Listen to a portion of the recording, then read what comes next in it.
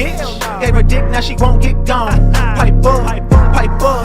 Who the fuck won't war with a demon? You ain't got enough money, my nigga. Treat this shit like cars I'm leasing. Pipe up, pipe up. Do it look like I'm worried about a thread? When I'm strapped like COD. And you know I got them all on deck. Pipe up, pipe up. Big money when I push that button. Damn, why they all mad at me? Big Ratchet gon' push them buttons. Pipe up, pipe up.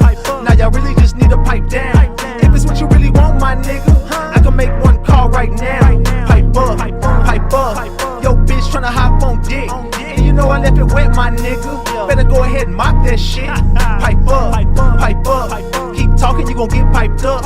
Yo, bitch tryna get piped up. Snotty knows he gon' get wiped up. Pipe up, pipe up. These niggas ain't gon' do nothing. I ain't never did none of y'all nothing. Big Ratchet gon' push them buttons. Pipe up, pipe up. Keep talking, you gon' get piped up. Yo, bitch tryna get piped up. Snotty knows he gon' get wiped up. Pipe up, pipe up. These niggas ain't gon' do nothing. I ain't never did none of y'all nothing. Big Ratchet gon' push them buttons. Pipe up, pipe up. Keep talking, you gon' get piped up. Yo, bitch tryna get piped up. Snotty knows he gon' get wiped up. Pipe up, pipe up. These niggas ain't gon' do nothing. I ain't never did none of y'all nothing. Big Ratchet gon' push them buttons. Pipe up, pipe up. Keep talking, you gon' get piped up. Yo, bitch tryna get piped up. Snotty knows he gon' get wiped up. Pipe up, pipe up. These niggas ain't gon' do nothing. I ain't never did none of y'all nothing. Big Ratchet gon' push them buttons. Pipe up, pipe up. Keep talking, you gon' get piped up. Yo, bitch tryna get piped up. Snotty knows he gon' get wiped up. Pipe up, pipe up.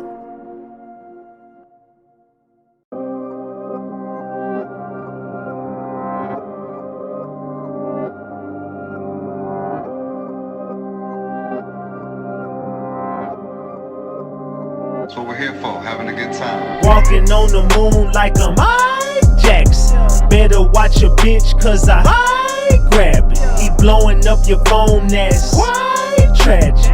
I ain't worried about him, that's action. Don't call me Diddy, but she act like Cassie.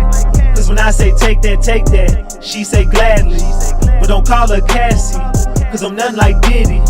So put them hands down, she know hands down, I'm the man in my city. Oh no, y'all already know that I hug the road. Oh no, this girl out her dome, blowing up my phone. Oh no, she know I'm a dog, I ain't coming home. All dogs link up with the dogs, trying to get a bone. I don't do take backs, in the bed I make her lay flat. And all I do is stay facts, call her Cassie, how she take that. And yeah, she take that from the front door to the bedroom. She a big freak, she get roll head in a 4x4, I need leg room. Shout out to Memphis, cause I'm on my gritty. Just call her Cassie, I'm not on my Diddy. I'm on the road getting hella paper. We going up just like an elevator. Oh no, that's too soon, like I'm outside with my new boo. And that's too true, it's like voodoo. How my new truck got new shoes. New shoes, couple new things, had to switch it up. I got a new team, had a new dream about the old days when I was puffing combs of that blue dream. Don't call me Sean Don Juan, cause I don't do sex slaves. But when I hit my crib, I need my meal prepped and my bed made. Don't call me Diddy, but she act like Cassie. Nah, I'm just trolling, plus I'm smoking, and you know it had me. Walking on the moon like I'm Mike Jackson. Better watch your bitch, cause I grab it. He blowing up your phone, that's quite tragic. I ain't worried about him, that's action. Don't call me Diddy, but she act like Cassie. Cause when I say take that, she say gladly. But don't call her Cassie, cause I'm nothing like Diddy. So put them hands down, she know hands down, I'm the man in my city.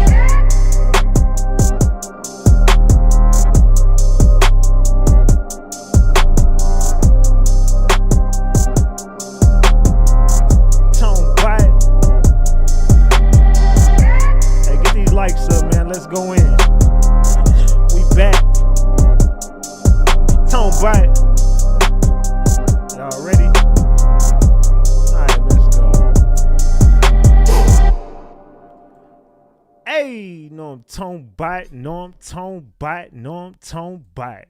We back, Ratchet Gang. We back with another one. We back with another banger. Let's get the likes up. Look, you might have forgot. Hell, They might have forgot. But you already know it's the king. Too loyal, know I'm talking about. Hold on. Ratchet TV. Hey, all right, y'all already know, man. Y'all already know. Get the likes up if you in the building. And if you're new to the channel, hit that subscribe button. Tap that notification bell so you can get the drop whenever I drop. All right, so boom. Man.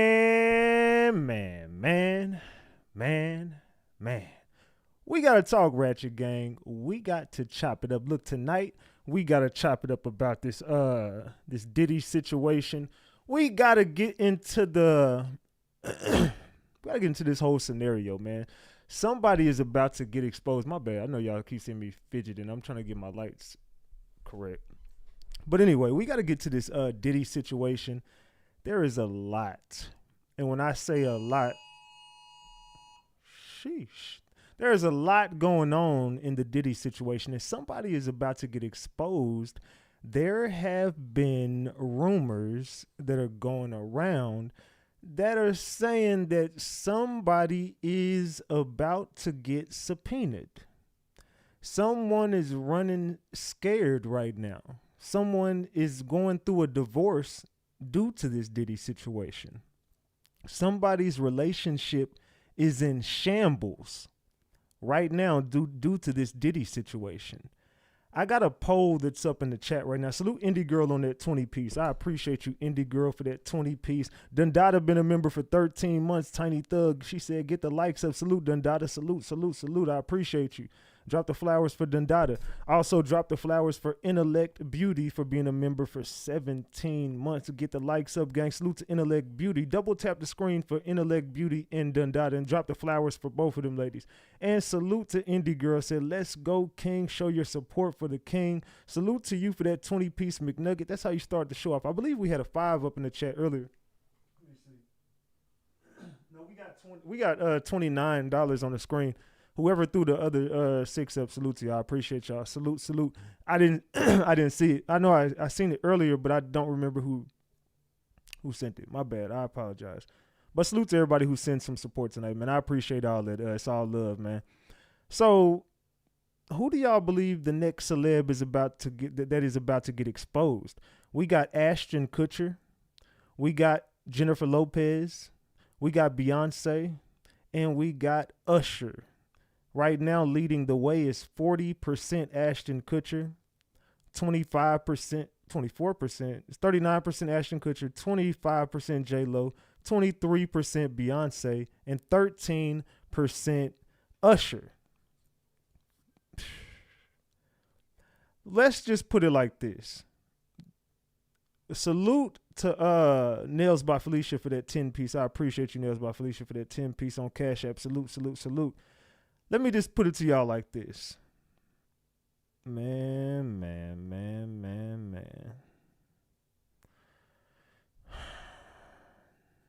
Hold on. Okay. Let's do it like this. There's really not a wrong answer, but there is a right answer. And there's really one choice that I'm hearing behind the scenes.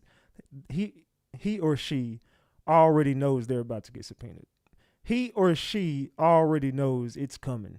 He or she already is anticipating getting subpoenaed in the Diddy situation because this celebrity, from what I'm being told by my sources, let's say this celebrity right here is the celebrity that knows that these people that are coming out with these tapes, this celebrity knows that they are allegedly in this said tape. Allegedly, and everything I say is alleged, and it's all under the Fair Use Act. And you can see the Fair Use disclaimer in the description of this video and in the description of all my videos. This is just for entertainment and educational purposes only. This is just to educate my people on what we've been covering over here. Like I said, it's all under the Fair Use Act. And you can see the Fair Use disclaimer in the description of this video, and everything I say is alleged. Allegedly. As y'all see, I mean business tonight. This is straight business. I'm telling y'all, my sources have come to me. They told me, hey, bruh, look into this. Ashton Kutcher is going to be the one. A lot of people are looking at Justin Bieber. A lot of people are looking at Usher. A lot of people are looking this way, that way, Beyonce, Jay-Z. Beyonce and Jay-Z's time ain't up yet. They still got a lot of things to do in the industry. They still working. Diddy was just all play, no more work. Diddy hasn't been working in a long time. Diddy just been playing. This is them telling Diddy, bro, you thought, and then you're trying to expose and then go against the grain with the whoop-de-whoop. But something else that I want y'all to pay attention to is I want everybody in this chat to think about this when I ask you this.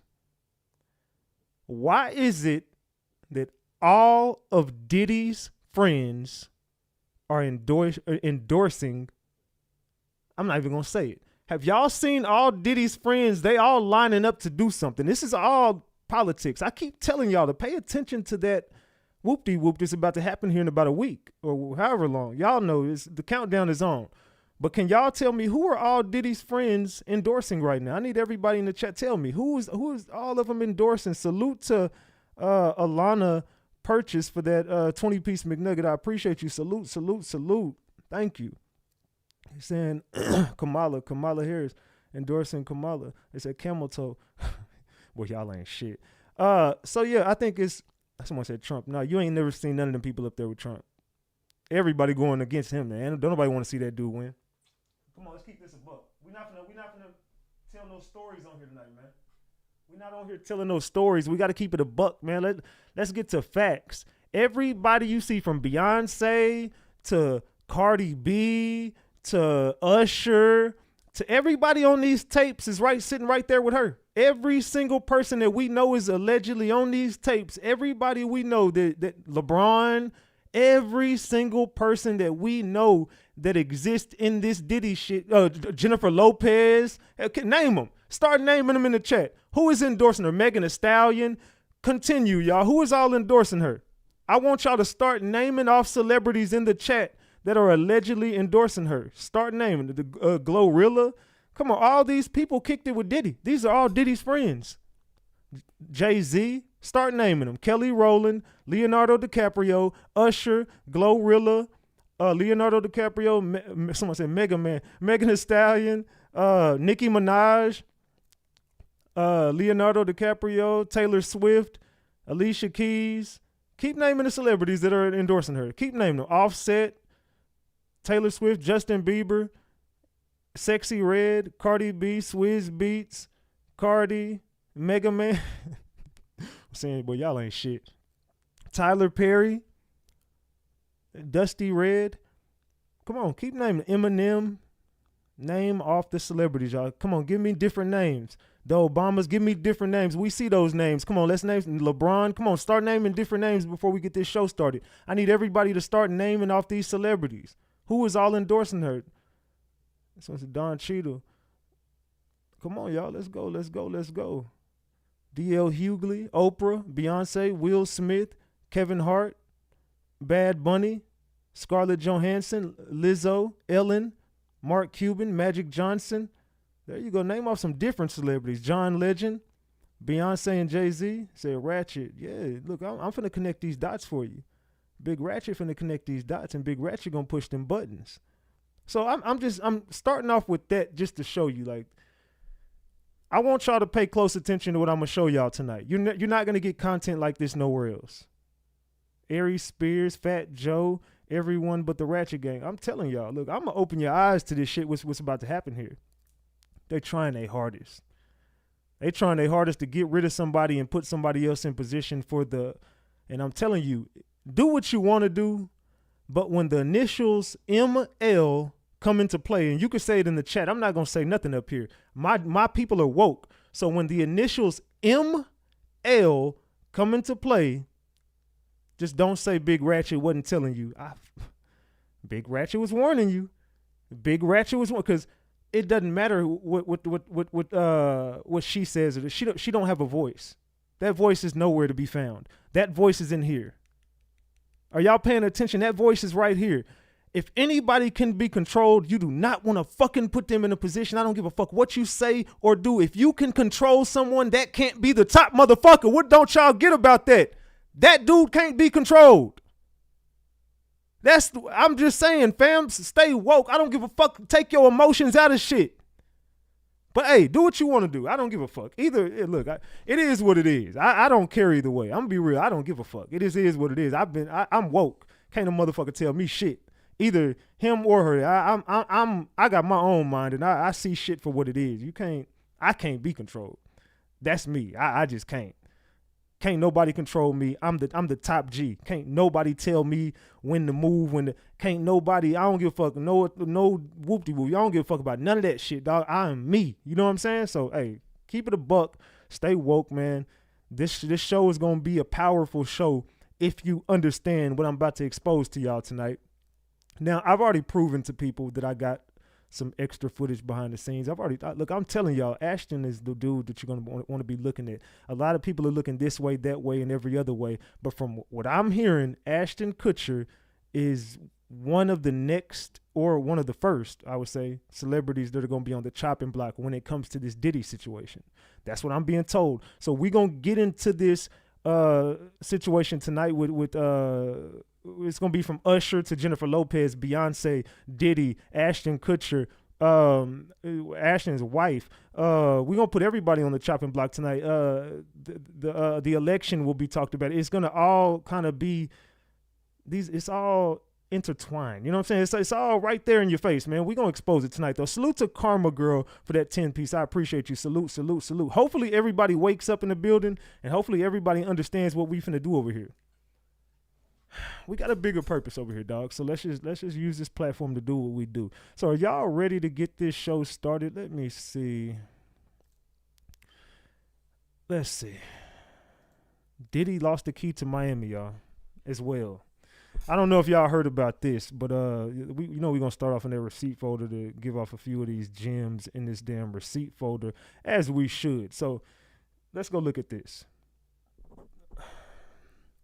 It says, after receiving the key to the city of Miami in 2015, Mayor Stephen Minor and the city commissioner had a meeting and made a unanimous decision to revoke Diddy's key, following him being hit with multiple SA lawsuits. It says, currently incarcerated on trafficking and racketeering charges, was initially honored with the key to Miami Beach in 2015 for his contributions to the music industry and his role in organizing the Revolt Music Conference in Miami Beach. After 9 years, the key is being revoked. While the mayor has yet to officially sign off on the decision, it's bound to happen. This isn't the first key Diddy has had revoked. A few weeks ago, Mayor Eric Adams revoked the key to New York due to a video of Diddy assaulting Cassie in a hotel that has surfaced. The city of Miami also rescinded October 13th as Sean Diddy Combs Day. What do y'all think about that, man? What y'all think about that, man? I don't know, man. It's like every corner you turn, something is going on with this dude Diddy, dog. Every single corner you turn, something is going on with this dude Diddy. All right, let me play this. Y'all tell me what y'all think about that, man. Let's play this, though. Let's get to this next. Has anyone seen what went on with this dude? Has anybody heard about what happened with him? Because his house allegedly got broken into, and we about to chop it up about this, too, as well, before we get this show started. Let's talk about this. Hold on. Let's go. I don't even know how to start the video. So I spent my Halloween evening with 3 gentlemen trying to break into my house. And I wish my firearm had been downstairs. It wasn't, and that definitely saved lives this evening. So I grabbed the burners, which are non-lethal. They shoot pellets. They shoot a pellet. You know, like that. It's rubber. It feels like a heavyweight punch, essentially. It's non-lethal. It still hurts like hell, and it'll take somebody down. But I won't show the 38. That's my baby right there. I won't show the Glock 17 because that's against guidelines. But there's something in every room in my house. And it's a good thing that these young cats didn't get in. Little fella, he's in one room. His big brother, he's in the other. Big dog, he's in another room. Bigger dog, He's somewhere else. What y'all think about this? Betty the machete. My switchblade machete. You press that button right there, it folds or cracks back out. Had her for about 15 years. But yeah, man, talk to your family members. It's scary because. So I don't know if y'all remember him. He's been exposing a lot of stuff in the music industry as well. So what do y'all think about it? He says house was attempted to be broken into or something like that, and he said he had the whoop-de-whoops on him, but he didn't have them on him at the time. I don't know, man. Double tap that screen and get these likes up. We should be way past 300. Let's go. Double tap that screen. I don't know. Y'all let me know what y'all think about that, man. But in other words, we finna get this damn show started, man. I don't know. It's about to get loose. That dude house getting broken into, a lot of shit getting exposed in the industry. Celebrities are scrambling and scraping. I don't know, dog. I don't know. But I know we finna get into this damn show. Let's continue. Guys, great. So let's start right here. One celebrity that is also scrambling and scraping is LeBron James himself. And we're going to talk about LeBron too. News and happy Friday. The news is that LeBron James, after a long period of silence, has finally broken that silence regarding the on-camera beatdown of Cassie Ventura by his Ain't No Party Like a Diddy Party friend. And he's get the likes up, y'all. Get the likes up. LeBron James finally breaks his silence over Diddy. What did LeBron James say? Let's using see. his massive platform to speak out on the allegations of rape, drugging, and trafficking against his friend. Honestly, I thought this day would never come. And guess what? It didn't. Why would you believe me? Of course, he did not speak out about Cassie Ventura catching a beatdown on camera, about why those parties he felt were the best parties to possibly attend. And instead, he has decided to endorse Kamala. I'm a little coward hid my comment beneath his endorsements. We're going to discuss that. Plus, did Donald Trump drop a racial slur about Kamala Harris? Did he call her a cracker? You're going to have to stay tuned to find out. And internet, in the matter of the Harris family of Nova Scotia, we have come across answers which have led to even more questions. And yes, incest is involved. So stay tuned. What do y'all think about that? So basically, the boy LeBron James and all the heat that he's been in recent, because I don't know if y'all were aware about it, but LeBron James also was on those tapes. LeBron James was wearing a dress. Well, a lot of people think this is AI. No, LeBron James was caught wearing, it was like, what was it? I can't remember what y'all seen it. Was it a dress he had on at that party where he was selfieing himself with a wig on? LeBron James had like a maid outfit or some shit on. I can't remember what it was, dog. But LeBron James was dressed up like that was at one party. A lot of images been surfing about allegedly. These are all allegations. I don't know. Look, LeBron. Hey, I don't know. Allegedly, LeBron was caught in some unfamiliar position. Yeah, it was a maid. Okay, they saying it was a maid uniform. Okay, drop the gems if you believe that was real. Drop the caps if you believe that was AI. Do you believe LeBron James? Yeah, he had pigtails on. Can somebody send that to my Instagram? Somebody send that to my Instagram real quick.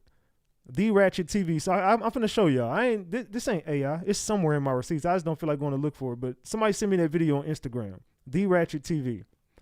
Okay, yeah. Drop the gems if it was real. Drop the caps if you don't believe it. LeBron James was at these damn parties. LeBron James was sitting right there next to these motherfuckers.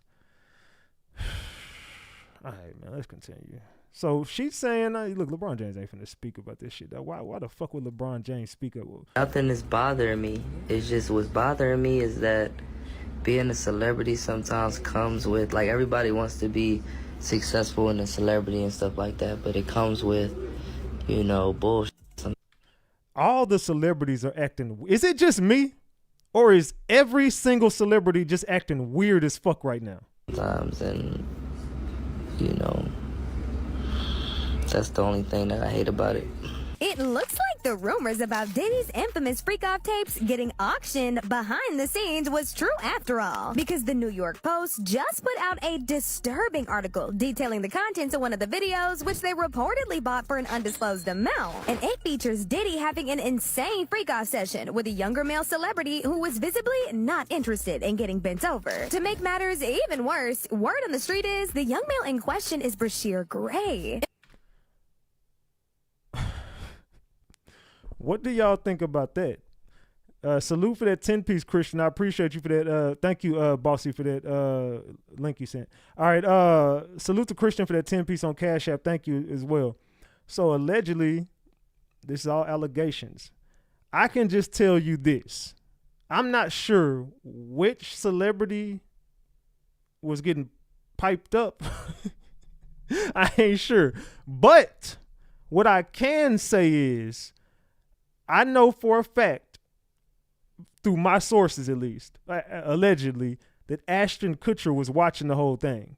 Ashton Kutcher was sitting right in the room on not just one occasion. Ashton Kutcher has watched Diddy commit several crimes, and these lawyers got Ashton Kutcher in some footage. But do y'all believe this to be true? Let me know. This is actually one of the many freak-off sessions that Diddy allegedly forced him to indulge in when he was still just a young boy on Empire. Brashear has been coming up a lot after Diddy got exposed, with Jaguar Wright even going as far as claiming that Diddy and Will Smith were the ones who allegedly touched him.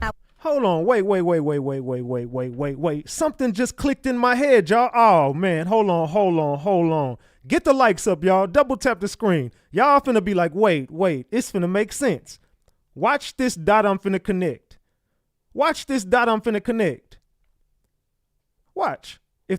I need these likes to go up to 400. I need it to go up to 400. I'm finna drop a bombshell right now. It's something just clicked in my head. If these likes don't go past 400, it is what it is, dog. Salute to Clarence for that 5-piece on Cash App. Thank you. Salute. Come on, y'all. Get these likes up because I'm finna expose something real quick. I'm finna expose the hell out these. Wait. Something just clicked. Do y'all understand? Do y'all not remember what the fuck happened between Diddy and Empire? Do y'all not remember that? Maybe I'm just the only one in the room that they say he got a OF and he's doing a lot. Yeah, because he got turned out by Diddy. But wait, this is finna make a lot of sense, y'all. Check this out. Who else in the room remembers? Who else in this room remembers? Salute to Nothing Nice for that 50-piece McNugget. Thank you so much. Salute to you, boo. I appreciate you. Salute. Diddy would not let his son get on Empire. He was pissed. Y'all don't remember that he got into it with them people bad as hell. He was like, you not fucking with that show. Do not go to. He was mad about it. Y'all don't remember they were supposed to bring his son onto Empire. And as his son was supposed to go up there, Diddy started throwing a fit. And Diddy would not let his son go on Empire. Do y'all not remember that? I'm going to continue. Just keep that in mind. However, this is the first time we're getting hard proof of it. Okay, so all this started a few days ago when the New York Post put out an article revealing that they had seen the contents of one of Diddy's tapes. And it clearly showed Diddy having a freak off with a young male celebrity with their face very visible. According to sources real close to this celebrity, they don't want this tape to get out because it's very triggering for them. And it brings back a lot of bad memories about the things that they were forced to do. It's triggering. It feels like a betrayal and a violation. And it's causing a lot of issues. It brings up some really disturbing and bad memories. Okay, so let's continue. So keep that in mind. See, a lot of people forgot about that. A lot of people just completely forgot that Diddy was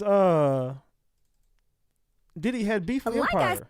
So now we coming to find out it might. Do y'all believe it's Brashear Gray or do y'all still think Justin Bieber? Say the name in the chat. Salute to Leash. Leash said, get them likes up. Thank you for that 20-piece, Leash. Thank you. Salute. All right, where we at?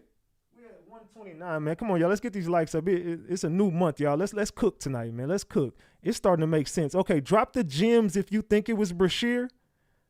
Drop the eyeballs if you think it was Justin. Gems for Brashear.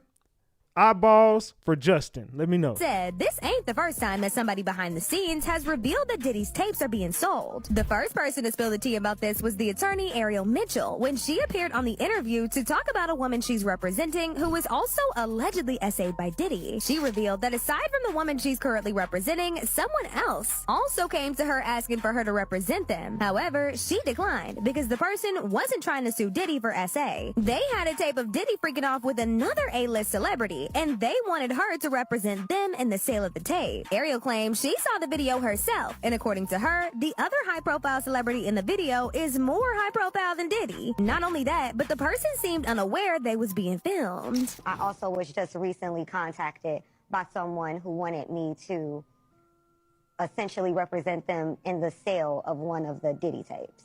So, which I declined that because... Wait a minute. Say that again. Say that again. Back up. You're saying that there's tapes and they're being shopped? Man. So that would make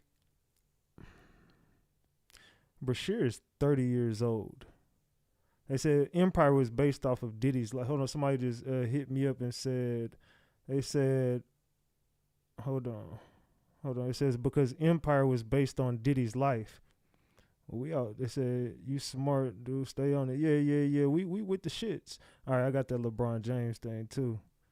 All right, salute. All right, so let's continue. Yes, there have been people already. Now, from the looks of it, the video Ariel was talking about is not the same one that New York Post is reporting on, which means there's more than just one tape being sold. Let's stay right here. See, Bashir is on one of the tapes. See, the tape the lawyer is talking about, you forgetting this lawyer is the African-American woman. This lawyer is the Caucasian male.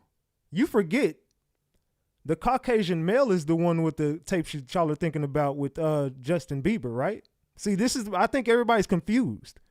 Y'all are thinking about the Justin Bieber tapes with this side of the law. Remember, she don't got nothing to do with him. Her shit is with, it's going to be some of the culture coming this way. This person's going to have a lot of the other, I don't know if I'm making sense what I'm trying to say. One person is going to carry a lot of the load on one end and one person is going to carry a lot of the load on the other end. But this lady is talking about something totally different than what he's talking about.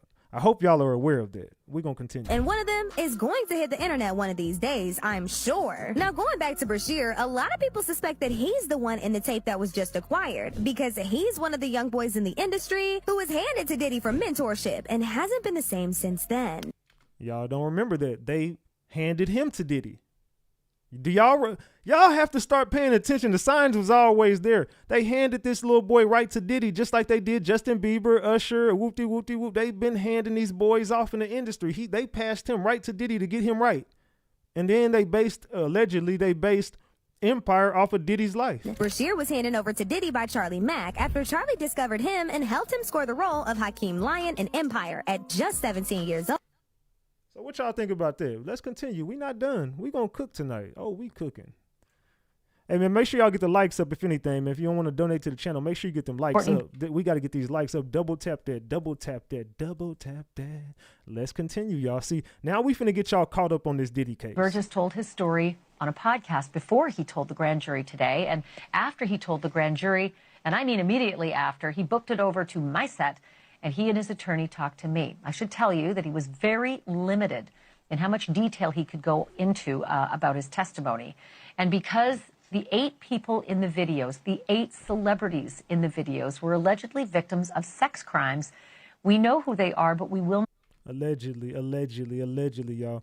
We're going to be covering this Diddy situation. Can we get those likes up to 500, y'all? Come on, can y'all double tap that screen and get it to 500? Let's go, man. We're going to go up tonight, y'all. Let's go. not be naming them, famous or not. Here now is my conversation with Courtney Burgess and Ariel Mitchell, who's his attorney, beginning with the question of whether the participants in the video even knew they were being recorded. Were there any cameras in places where you'd assume privacy, like bathrooms? Well, I've never been in this house, but the picture, yes. Look, Big Ratchet is going to be the one that's going to break this entire case. I want y'all to pay attention to everything being said because I don't forget shit. I remember what you said the first time, so let's continue. Were there any cameras in places where you'd assume privacy, like bathrooms? Well, I've never been in this house, but the picture, yes. Okay, let's stop right there. That's just the first question she asked. This is going to be we still got 8 more minutes left of this. We got a long list of exposing to do. We just getting started. Okay, right there it said, no one is safe. What do y'all think about the first question? She said, is there cameras everywhere? He said, I ain't never been in this house. But whoa, yes. Come on, man. All right, we're going to continue. I'm going to let my chat, and I'm going to let this cook. Let's go. I'm going to let this simmer. That's what took place. Yes. You're aware of surreptitious cameras that were recording in private places like bathrooms. I didn't see the cameras. You could tell how the person was angled. I knew that it was a camera there because I was there. You know, I was there. I don't know if the person was too tall, he was holding it or whatever, but I wasn't there. Said he wasn't there. He said, but from the angle of this video that he's obtained, he could tell that this person, like, you know, they didn't know they was being recorded, and the angle was coming from, you could tell it was footage. Okay, let's let it continue. May I ask you this, Courtney? And Ariel, you can jump in on this as well, but I want to hear from Courtney first. Your home was raided by federal authorities, and I assume it is because of this material. Is that true? I wouldn't say that. They just went to every one of them looking for me. They said, everyone was looking for this dude. Okay. Well, I don't know. Okay, let me just ask y'all in the chat real quick. Do you think this dude is telling the truth? Drop the gems. Do you think he's lying? Drop the caps. Do you believe this man? Gems or caps? Do you believe him? Drop the gems. Do you think he's lying? Drop the caps. The paperwork said the 24th, that I had to be there the 28th, and then it was the 27th. I can't make it there. That's tomorrow. So I don't know. From the look of it, it was 4 days. And I want to be specific. Yes, when we talk about a raid, we're talking about when a subpoena is served for documents, a search warrant or an arrest warrant. In this situation, Mr. Remember last time I showed y'all them coming out the courtroom and they was wearing this. They went and did an interview, and I got the interview. Here it is. Whoop-de-whoop-de-whoop. Remember, she was like, we got to go over here to the interview, and they left. Well, this is the interview they left and did. Burgess was not in any way, shape, or form had a search warrant or an arrest warrant issued for him. It was just them serving a subpoena. So when the federal government needs to serve a subpoena, they use the Marshal Service to come to all of your residences if you have more than one residence. So in this situation, they sent marshals to all of Mr. Burgess's residences, and that was somehow construed or understood or turned into a raid, but he did not face a raid. It was just to serve him a subpoena. Ariel. Just to serve him a subpoena. He did not get raided, allegedly. Do you believe that the I see a lot of people don't believe subpoenas were issued and executed based on the federal authorities' knowledge that these flash drives existed and had this kind of compromising material? I think it was based on statements that Mr. Burgess made in a prior interview. Okay, so let me explain something to y'all. This man right here says he spoke with Kim Porter 6 hours before receiving the 11 flash drives. This man says he has 11 flash drives, allegedly from Kim Porter. I don't know. Let's see. 8 videos, 8 celebrities, 6 men and 2 women. How many of those 8 celebrities were close to being underage or potentially underage? 2 males. 2 males. And of okay, those, wait. Let's stop it. I told you we're gonna chop this up. They said 2 underage male celebrities. I told y'all. Y'all are thinking about other stuff. There's more than one video. There's more than one video. Can we get these likes up to 600? Double tap that screen. There's more than one video, y'all, allegedly. So they're saying there's 8 celebrities. Let me run this back so y'all can hear what she said. There's 8 celebrities. Those 8 and had this kind of compromising material? I think it was based on statements that Mr. Burgess made in a prior interview. 8 videos, 8 celebrities, 6 men and 2 women. How many of those 8 celebrities were close to being underage or potentially underage? 2 males. 2 males. And of those 8 celebrities, how many of them were intoxicated or under the influence of drugs? This is going to be all speculation. I just want. She said, hold on, we don't know if they were, we didn't see no drugs, and I don't know about all that. I want to preface it by, he wouldn't know if they were. Right, sure. Appear to Let be. me rephrase it. Based on, yes. Understand. Out of the 8 celebrities who were recorded having intimate relations with Sean Combs, how many of them appeared to be either inebriated or intoxicated or under the influence? All of them. All of them. He's saying even the underage ones allegedly were under the influence of something, well, what appeared to be under the influence of something. He said all 8 of these celebrities that are in these videos all were on something, allegedly. Out of those 8, how many appear to be potentially victimized? How many might have been victimizing? I think all, to be honest, all. He said not only were they victimized, they were victimizing. All of them. All of them. Were victims They or victims. were perpetrating? Victims. Oh, he says all of them were victims. They were, all 8 were victimized. Yeah, meaning victim. this was happening Okay, rephrase it. He says all of them were victims. to them and they were inebriated.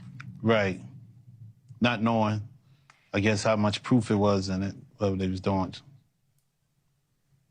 And of those 8, how many seemed to be potentially minors? 2 to 3, possibly 3. Okay, so now 2 to 3. First he said 2 males, now it's 2 to 3, maybe possibly 3 people. Okay, what are y'all thinking in the chat? 2 to 3. Also on the flash drives, Courtney, was what looked to be a manuscript written by, it appears to be a woman who had taken Kim Porter's private journals and had written a book. Is that accurate? We don't know. I we don't know how, yeah. I don't know how, who wrote it, put it together, but it was from her when I spoke to her. What do y'all think about that? Allegedly some receipts says he spoke to Kim Porter 6 hours before he received all this shit. Why he got it, or I don't know, man. Look, I don't know where this, I ain't gonna lie, I just got chills everywhere, man. It's some weird shit. But, and it's giving me chills because if you knew and you've been on my platform for long enough, you would know I called this shit. I said, bro, one thing for sure Diddy is going to end up going down for is going to be the death of Kim Porter. That shit is going to spin the block, and he will go down for the Kim Porter death. And I still think Biggie and Tupac going to spin the block. I called the Tupac one, and that's spinning the block on him. I called the Kim Porter one, that's spinning the block on him. Now, this shit, a lot of this stuff is coming from left field. I knew he was doing a lot of shit, but did I ever think that all this would come to light? And I never seen this coming. But I did see, once he started getting in trouble, I did figure that the Kim Porter thing would definitely come into the mix. But here's some alleged receipts from that Kim Porter situation. What do y'all think about that in the chat? What you received on the flash drives, was it the completed book or was it notes from Kim Porter that later were made into a book? It was completed. It's only 60, it's only about 54 pages. It was Sure, and in the beginning, it says, Kim made me promise that if something happened to her, I would make sure this book became public to the world. The way Sean moved, I knew that was a promise I would have to fulfill. Kim knew I was a woman of my word, and this book was going to make it to print. So it sounds like it is a woman who wrote up the notes from Kim Porter. Does that sound accurate? It's how you read it, yes. I haven't even read the book. Do you know who the woman is? No. Wait. Hold on, wait. Did anybody else but me just hear that? Well, I couldn't have been the only person that caught that, right? See, now, this is where shit started to get a little fugazi now. Was I the only person that just heard that? Wait, let me see in the chat. I know I could not have been the only person that just seen that, right? Come on, y'all. Tell me in the chat if y'all seen that. Tell me in the chat if y'all seen that. They said he lying his ass. They said TD Jakes lookalike. Listen to this. And to be clear, he received it. How you read it, yes. I haven't even read the book. Who wrote up the notes from Kim Porter. Does that sound accurate? It's how you read it, yes. I haven't even read the book. Do you know who the woman is? No. And to be clear. What does he mean he hasn't read the book? What the hell does he mean he hasn't read the book? He said he knows more than what he is saying. He said it's getting zesty. He said I wonder if it's Kimora. Good shit. Wendy. He received it in its complete form. So I think just to make sure we have some clarity here, the manuscript that Mr. Burgess received was already in its complete form. It's not that he edited it or changed anything. Got it.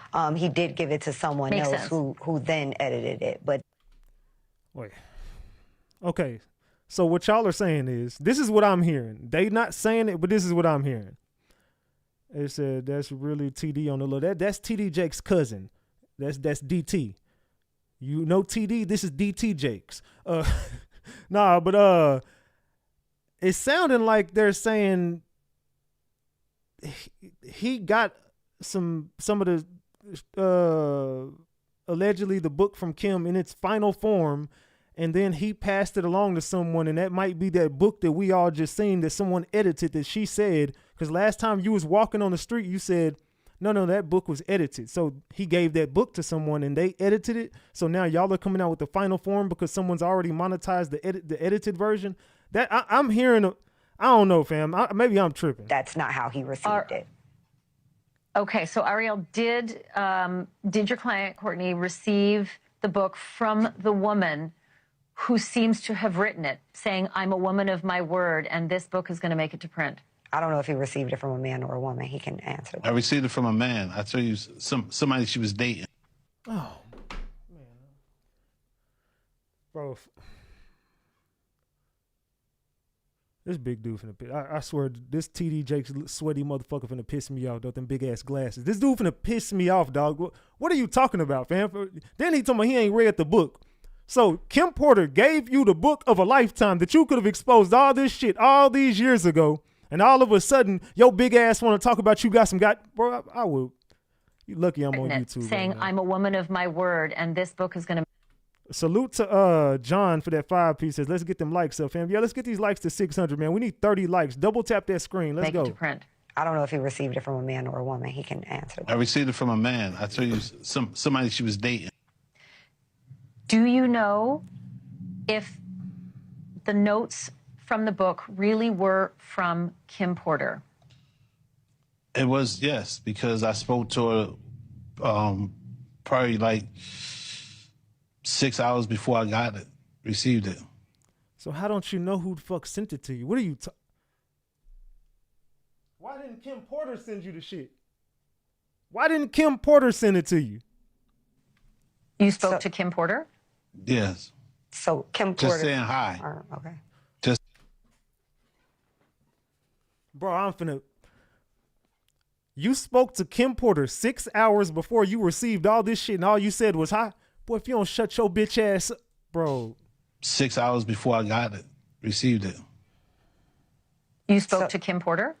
Yes. So Kim Porter... Just saying hi. Okay. Just saying hi. Didn't Okay, Ariel, go ahead and give me... Why would you cut him off when he's saying that weird shit?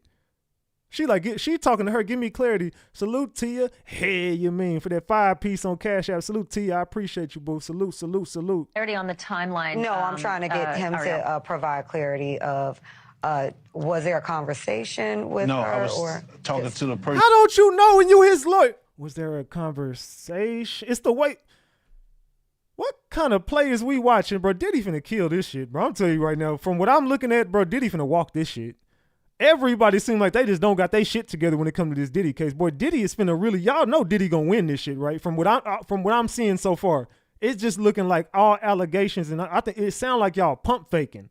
Maybe y'all gonna come out the woodworks and hit a home run with some shit. But from what I'm looking at, bro, y'all cat. And he said, hold up, this is Courtney Bieber here. Let me say something to him. He said, I know him, put me on speaker. Then wait, hold on, speaking. spin that back. What did he just say? Talking to the person, and he said, hold up, this is Courtney Bieber here. Let me say something to him. He said, I know him, put me on speaker. Then that's how we end up speaking. And then later, somebody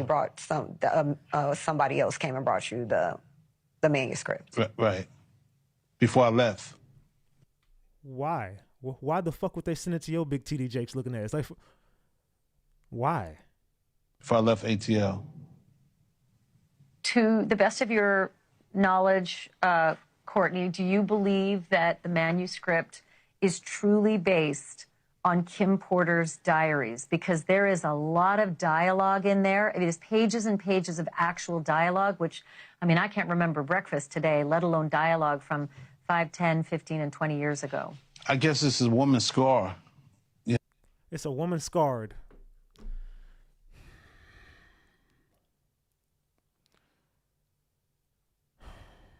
You Uncle Ruckus looking bitch is scorned. You big goofy. Button up your damn shirt and put a tie on, fam. You understand? Maybe, what she been through. It's, I'm not a woman, so I'm just going by how I got female friends and relatives. They always come to the house scorned because what went on in their relationship. And when you scorn, you can't forget it. Lawyer just said. This boy saying scorned. Boy, if you don't shut your big goofy ass up, somebody scorned, they come to your house because they all scorned. The story the tapes tell of the story of Diddy from the last several decades. And I know that you've known Diddy for a very long time. Can you describe what that story is based on what you now know to be true, the last several decades?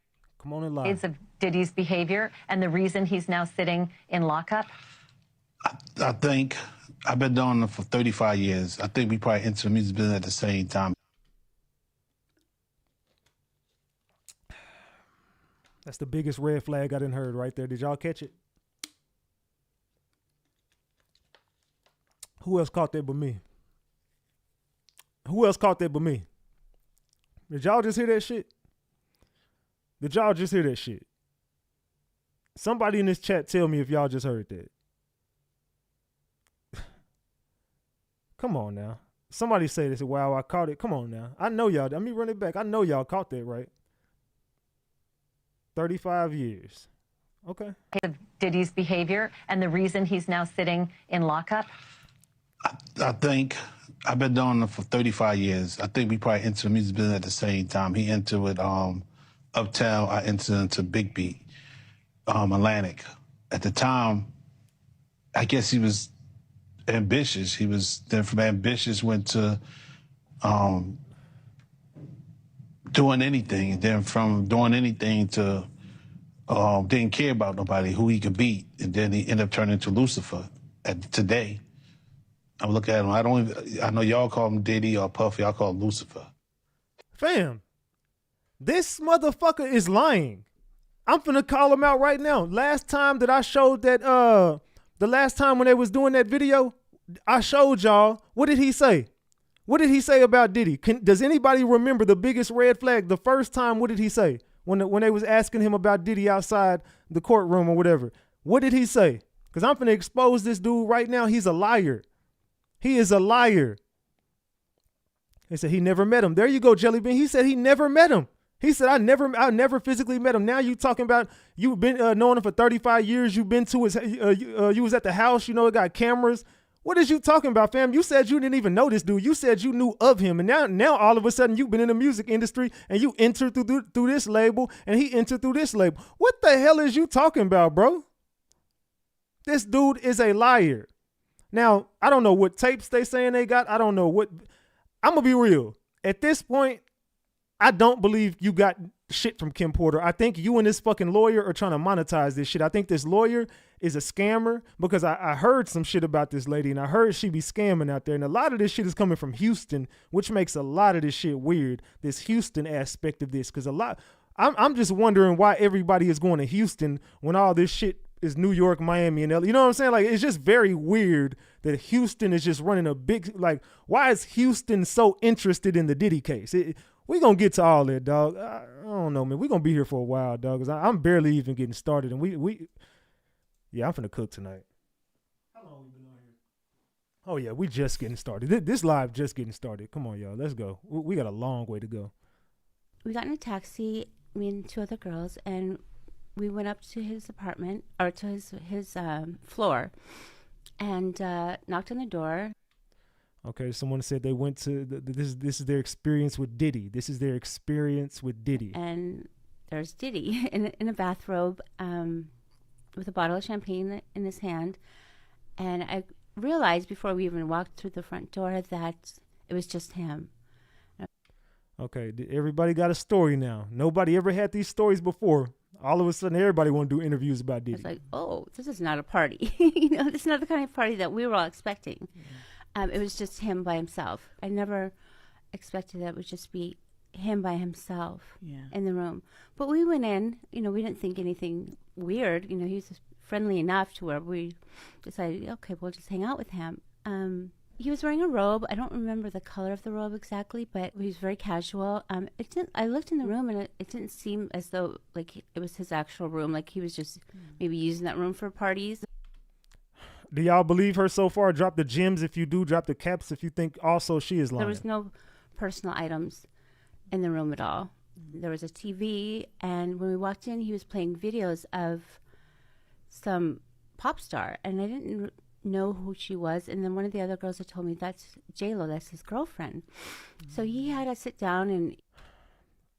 What the fuck is wrong with everybody? Like, I'm not gonna catch this shit. Did y'all just hear what this lady? See, I can't just stop. I can't just play shit because I be catching this shit. Did y'all just hear her?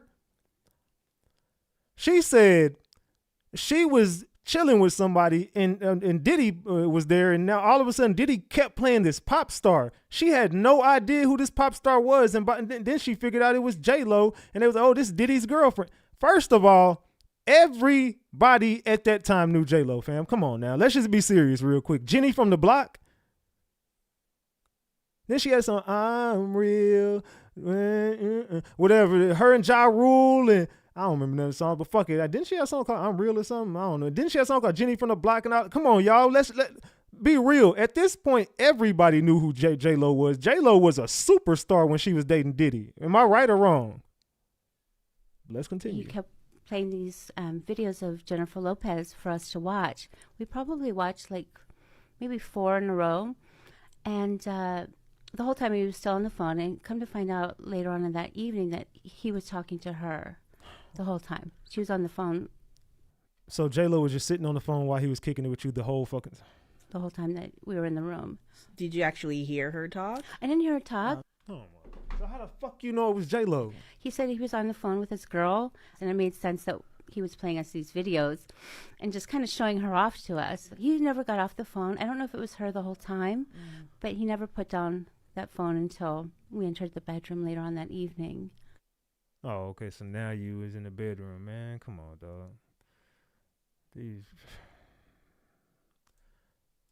Nothing just sound credible on this shit. Diddy has been facing Hold on, not that. I don't want to play TMZ right now. Let me go to this one. So today's Diddy hearing just ended, and we have some big updates, including the odds of him getting out prior to trial. In full transparency, some of what they said today, a lot of y'all are not going to like. First, Diddy was actually physically present at this hearing, and his mother and his kids actually showed up from Florida to help support him. We also have a trial date. As of right now, it is May 5th, 2025. Prosecution said that they would need 3 weeks to present this case, and defense said they will need 1 week to defend it. Now, given how profile this is and the charges, it is very unusual for a case like this to go to trial this quickly, but it's what the defense was asking for, and the judge basically said, fine, you want it? Here it is. Now, that said, it is very possible that more charges will be brought, which could push that trial date out a little bit further. We also have a little bit more information on the devices that they seized. They seized 96 devices. 9 were from the airport the day that his mule got arrested, another 36 from the Miami home, 51 from the devices in LA, and his phone is included in that, his personal cell phone. Now, remember how I said there's a part that you... Man. So they got... I don't even know how many, to be real, I don't know how many devices they saying they collected from Diddy, man. No, Diddy is... Yeah, I don't want to play that one. I don't know how many damn devices, but they saying they still got to go through all these damn devices. Now, there's a couple of women who might be coming for Diddy and who might have to stand trial. Who might have to stand and get on that damn stand and go to trial with Diddy. And allegedly, Misa Hilton might be one of them. Streets are saying that it's very possible that Diddy may have cut Justin Combs off, and Misa Hilton is fuming, y'all. Allegedly, Diddy is already broke, and he's got no time to be taking care of his kids' business like he used to, especially when it comes to legal issues like the one Justin was hit with. But did he intentionally cut off Justin because he refused to publicly support him? Also, y'all won't believe what else people are saying out here. Allegedly, Justin is suffering this much because he is not Diddy's biological son. Do you think that Diddy is actually Justin's father? I wasn't there, but I make indie windows like, damn, how your son look like your best friend? What y'all think about that? Do y'all think that's Wolf's son or do y'all think that's Diddy's son? Whose son is that, man? Justin Combs. Whose son is it? Who's Justin Combs' real dad? If he like it, I love it. I mean, it's getting super crazy up in here. And as always, I'm going to be breaking down all the hot stinking tea. Can I just start by asking whether y'all have seen how Christian has been acting up since his dad was arrested? Like, he even has the time to be going to extravagant parties with a whole lawsuit over alleged grapes? Well, allegedly, the way Christian has been acting up, that's just part of Diddy's plans. And he is using Christian to run interference. What people are saying is that Diddy also kind of expected Justin to be acting the same way. But Justin is allegedly done taking hits for Diddy, which is why, while Christian appears to be living carefree, Justin has been spotted looking all sad and miserable. Like, there was a pretty clear difference when they were both asked about their father. Just have a look. What's up, King? How are you, man? Good to see you, man. Who's graduating today? Chance. Oh, congratulations, man. Thank you. Hey, King, quick question. It's a girl, not a man. How's your father going so far? How's he holding up right now, man? He's good. Huh? He's good? He's good? Hey, it took a lot to for him to apologize, right? I mean, stopping the coupe on the way. Look, they are stopping the coupe on the look. They don't want to talk about their damn daddy, dog. He still got a lot of supporters. Still What the fuck was that about? believing in him. Hey, your dad is doing okay? Yeah, he's good. Yeah. Stopping the coupe on the way. Stopping the coupe on the way. All right, King. Thank you, man. How's your dad going so far, man? He's okay? Look, he ain't finna talk.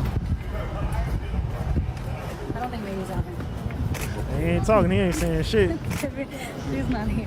All right, Justin. Thank you, man. God bless you. All right, you too, man. Thank you. How's he holding up, man? Good? You know, some of us got his back. You feel me? Any concern about your What dad, y'all man? think about this? You wanna say anything? Justin said he ain't saying shit. He ain't talking about nothing. You see, little King, little energetic ass is over there chopping it up.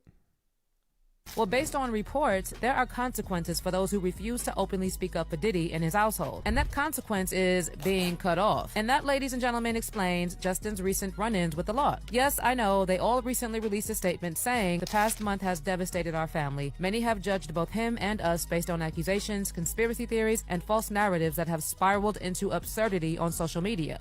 I mean, it kind of makes sense because if you think about it, as soon as the raid happened, Lil King got right up there and made a diss track. I dare one of you niggas to scream out no Diddy. He told I dare one of you niggas to scream out no Diddy. He had his daddy back. Justin ain't said shit. We stand united, supporting you every step of the way. We hold on Not to the publicly. truth, knowing it will prevail, and nothing will break the strength of our family. We miss you and love you, Dad. But we also know that this may have just been a PR move, like the statement that was put out by Diddy's mother. Because when it comes to how they all feel individually, it's been reported that Justin is not on board with everything that has happened, which is why he is allegedly being cut off. Now, in case y'all didn't catch the Justin news, he was hit with a lawsuit by Porsche Leasing Ltd. for failing to make necessary payments, and his lawyer tried to say that it was just a misunderstanding. But people are saying that they saw the signs that Justin is broke long before this lawsuit, and all these excuses his lawyer is trying to give are just trash. So based on reports, Porsche Leasing Ltd. entered a lease for a new Bentley Bentayga V8 with Justin and his JDC Holdings Group, and the deal occurred in January 2022, with Diddy's son agreeing to make 42 payments of a little over $3,300. And I'm gonna ask y'all a question. Why the fuck is Diddy's son on a payment plan? Your daddy worth $800 million. He was a dang billionaire. He's not speaking up for Diddy, and Diddy's upset with him. I mean, he ain't spoke up, but think about it. Why the fuck did he have his son on a payment plan? Do you think King Combs got a car with a payment plan? Just be serious for a second. This kind of showing you how there was probably some tension between these two. Maybe, possibly. I'm just saying it could be. Because I don't think King owed money on none of his cars. Christian, King Combs, you know what I'm talking about. We just call him Little King Combs because he think he King Kong, Little King Combs. But just think, why is he on a payment plan? Why is he owe money?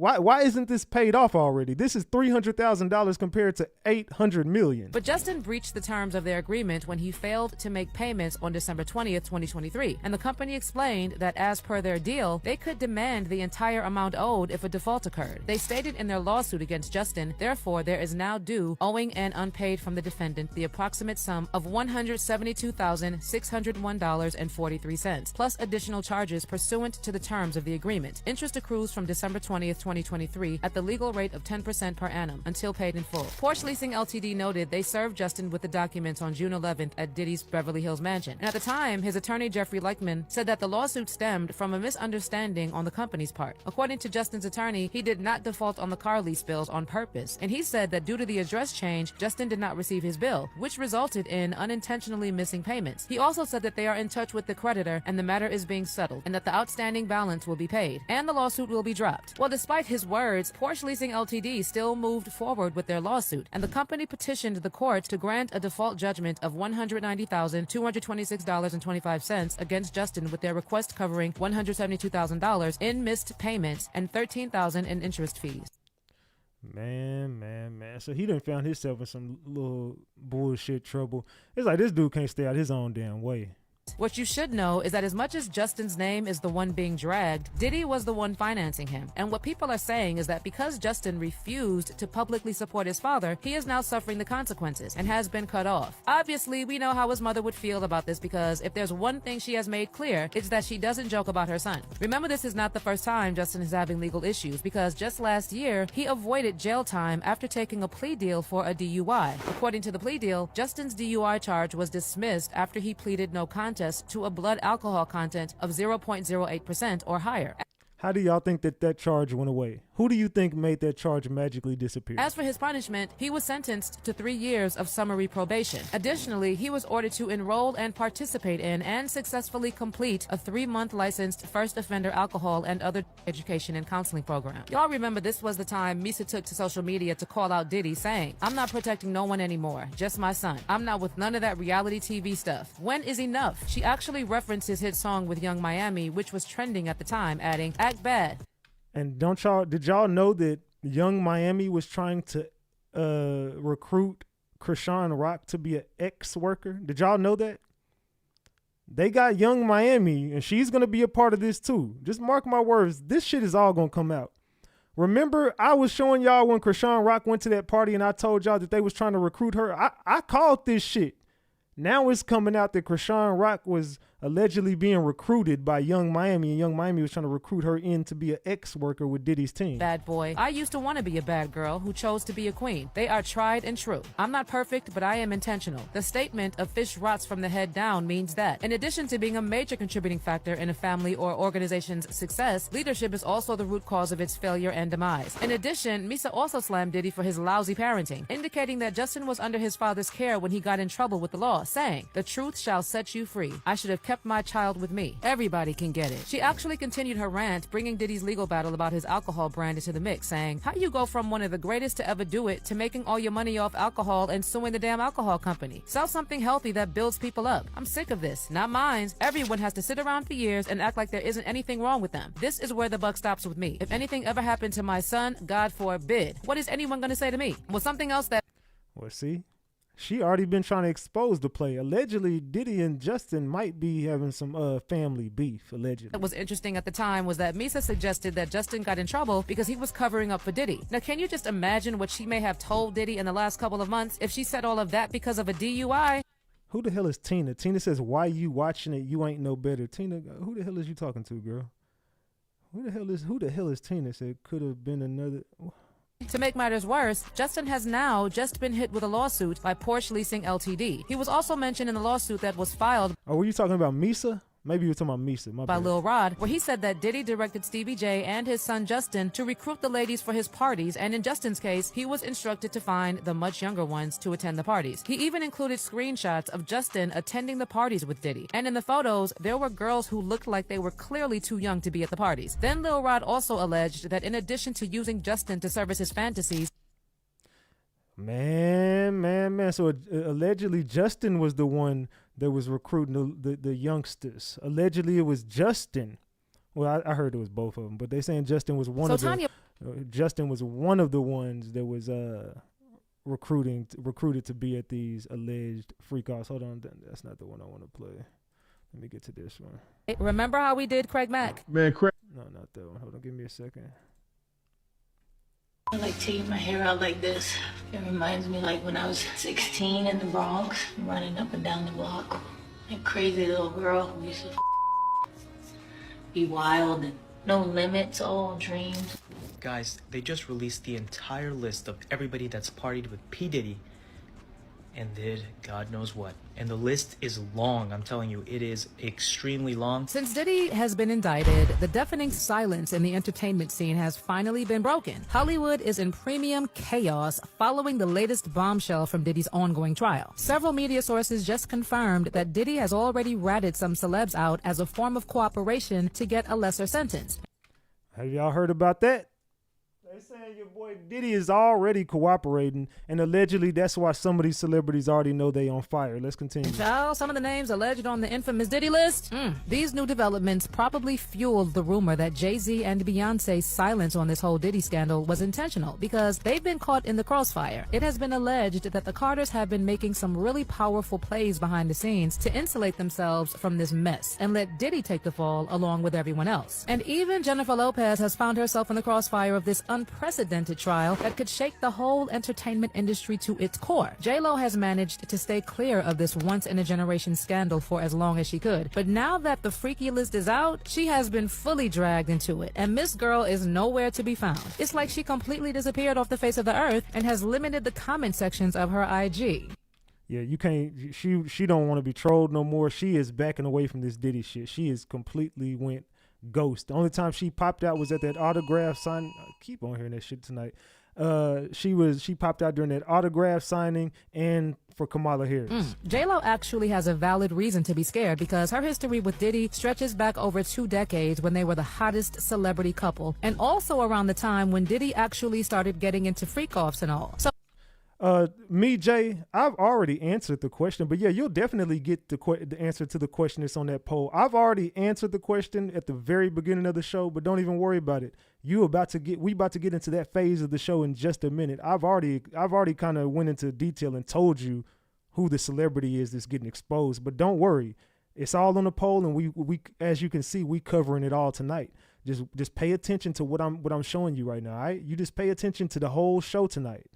J-Lo's on the menu right now. We gonna continue. So the chances that J-Lo is sitting on some serious tea are pretty high. Several sources close to J-Lo have revealed she is distraught that her name is being pulled back into the negative narrative she thought she left behind. It seems like J-Lo didn't see this coming, or at least didn't expect that Diddy's legal battles would get this bad. And when it comes to J-Lo, she was involved in the 1999 incident when she and Diddy were together and went to a nightclub called Hot Chocolate at Midtown's Club New York in December 1999 to celebrate the release of Shine's soon-to-be-released album. Based on reports, when it reached around 2:20 a.m., Diddy accidentally knocked a drink out of a patron's hand named Matthew Allen, whose street name is Scar. Apparently, Scar didn't think it was an accident, and he confronted Diddy about knocking down his drink. One thing led to another. Egos were bruised, were fired. All right, so, and like I said, we gonna expose all that shit tonight. Hold on, 1, 2, 3, 4. All right, bet.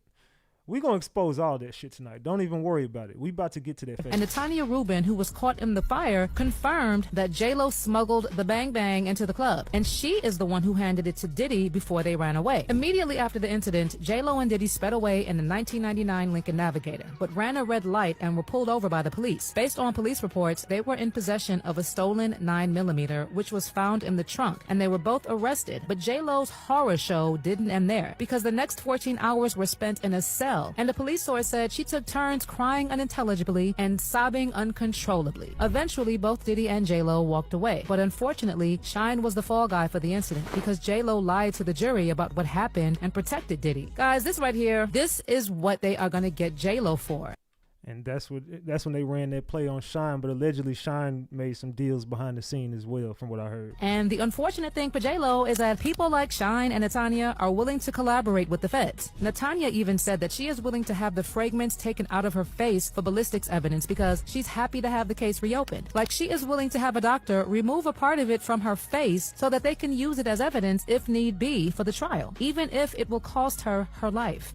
That's crazy as hell, but she said she willing to do whatever to get a conviction from Diddy and to prove he shot her, allegedly. You see, according to Natanya, at the time when the incident happened, people believed Diddy more than her. But at the time, she couldn't do anything because, 1, Diddy was more powerful, duh. And 2, she was also a mother, and her focus was just getting to her kid safely. But now she feels like justice finally needs to be served, and even J-Lo needs to go down for her involvement and for lying in front of a jury. Irony is, there was a grand jury we all had to go and speak at the grand jury. J-Lo testified at the grand jury, as did many other people. And J-Lo lied on the stand too, allegedly. Cocoa Butter said, double tap that screen and get them likes up to 700. Come on, do that for Cocoa Butter, gang. Hey, what y'all think, man? I don't know, man. Thank you for the 10-piece too, Cocoa Butter. Is J-Lo a liar? Is J-Lo a liar and should she be in jail? It needs to be reopened, because if that is in fact the case, she carried the pen and she lied to the grand jury. But it's not just J-Lo. Beyonce and Jay-Z are scrambling to get their names cleared too. As you see on that menu, J-Lo, Beyonce, and you still got Usher, and you still got Ashton Kutcher. Let's go. We're going to talk about who is going to be the first one of these that's going to get exposed. Say it in the chat. Who do you think is going to be the first one of these people? And then vote on that poll.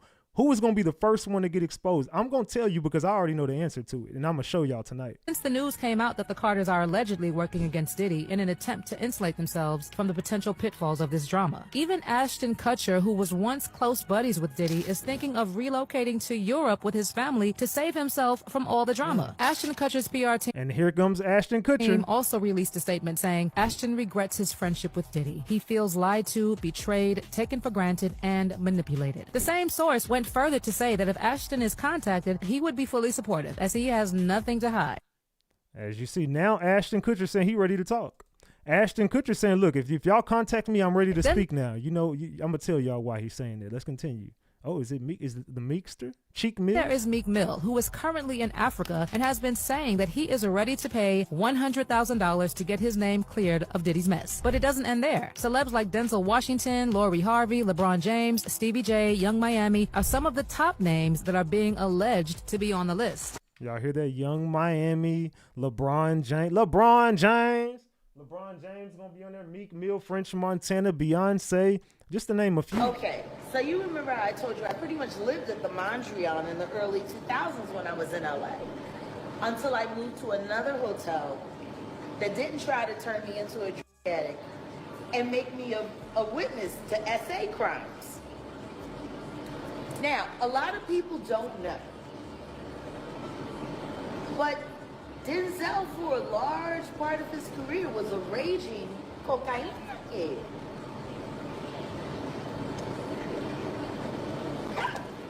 True. And I can say that because I know he snorted with my uncle. Wait, Jag, wait.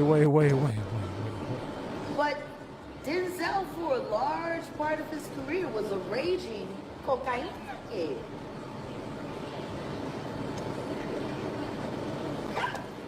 True. And I can say that because I know he snorted with my uncle. Never mind. Let's just go ahead, cook, Jag.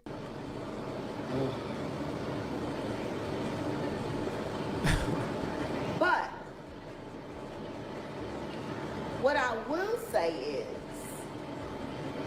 is that he was always very discreet and very professional.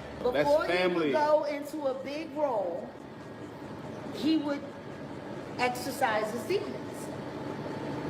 Before he would go into a big role, he would exercise his demons. What the hell is Jaguar Wright talking about? Okay, look. He would check into a hotel, and he would work it out for a week or two. Okay. He would go on a Coca-Cola binge? So, no disrespect to family. We'll talk about it on Jaguar Wright Uncensored. How about that? Yeah, what you mean no disrespect to the family? If that's your man, you already let her violate him on live. What do you mean no disrespect to family? Because I got questions. No, because the Mondrian came to me and asked me if I wanted to move my hotel room.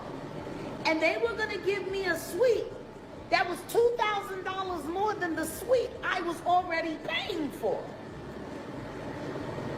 And I thought it was a scam. And they said, Mr. Washington is booking out the floor. Your room is the only room left, ma'am.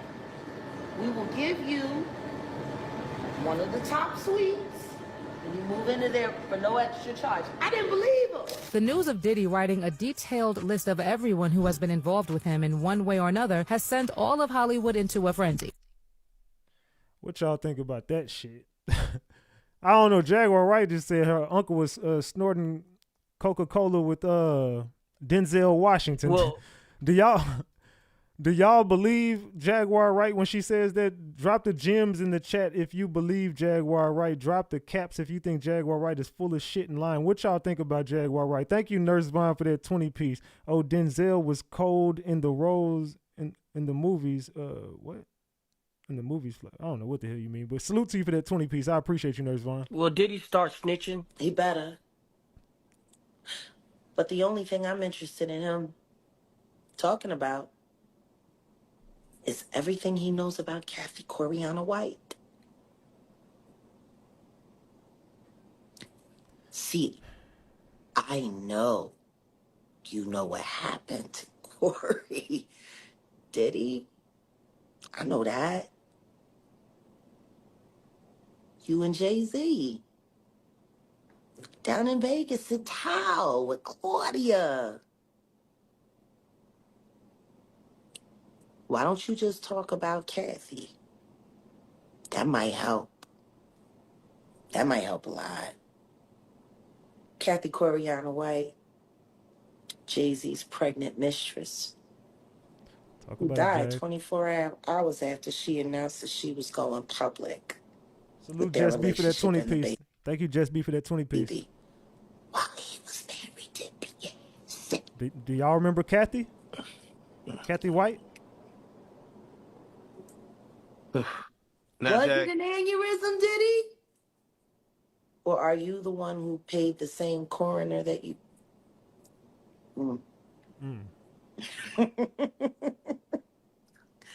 Oh, Diddy, you should talk. Do you feel the federal government will probably speak to Jay-Z in regards? They already have. Oh. They talked to him before he made that Super Bowl announcement. You saying Jay-Z's already cooperating, Jag? Is that what you're saying? Isn't that interesting? He was questioned by the feds before he made the Super Bowl announcement. Blink twice. What y'all think? You think she telling the truth or lying? Oh, this about to get fun for me. So what are your thoughts on all the his celebrity friends that denounced those allegations and were like, this is false, and they were saying, yeah, should they speak up now? Should they speak up now? I think it's getting a little too late for those who are complicit. For the people that have been denying it, you know what? Let's not be coy. I am Jaguar, so let's just keep it a buck. Let's keep it a bean. Whoa, let's keep it a what? Let's keep it a what? Let's keep it a buck. It's big Ratchet's lingo, but let's continue. Cook. Stevie J should be charged.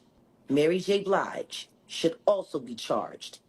Jennifer Lopez should definitely be charged. J-Lo. Jay-Z should be charged. Khaled should be charged. Rick Ross should be charged. Ooh, Rick Ross. Usher should be charged and tried with him. Off of Justin Bieber alone. Well, everybody should be charged, huh? Everybody should be getting a charge in Hollywood, and it's coming.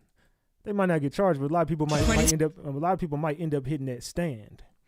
Now we get to the part of the show that I've been kind of alluding to. You see, I got sources in the industry, and I don't give a fuck who you watch or listen to. Everybody know my sources are rarely ever wrong, and I've called some big shit out on this platform. Now, let me tell y'all, one of the celebrities who is ready to cooperate, one of the celebrities that is allegedly tied into this situation, yes, Justin Bieber, Usher, and all these names will end up coming up, but certain people were seen on some particular tapes that are floating around on the D-web, the deep, deep, dark side of the web. A lot of this shit's coming up. I got some of the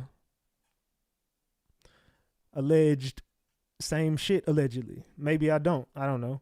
But I've seen some shit. Let me just put it like that. I've seen some shit. Some people that I know got some shit. And I'm going to say Ashton Kutcher was one of those people on those tapes. Ashton Kutcher is probably going to get subpoenaed into this. He's actually, from what I'm being told, he's anticipating being subpoenaed and being brought onto the stand in this Diddy shit, or at least being questioned about the Diddy shit. But allegedly, he's anticipating being subpoenaed into this. Like he's definitely fearing that it's coming, and he's hearing from a higher place that it's on the way. Ashton Kutcher is going to be most likely your first celebrity that's going to be exposed in the Diddy files. Reports federal officers are also going to be investigating Ashton Kutcher. But Ashton Kutcher had a very public friendship with Diddy that goes back decades, and he is expecting to be subpoenaed. What shocked me most was that it was going on openly in front of other people that you would know, who didn't do anything to stop it, who turned a blind eye towards it. Diddy party stories, man. That was like some weird memory lane stuff. We all have friendships we regret, but I'm pretty sure Ashton Kutcher is regretting ever being friends with Puff Daddy. Now, like I told y'all, the industry knows about this. A lot of the industry is already, you know how the industry is finding out about it?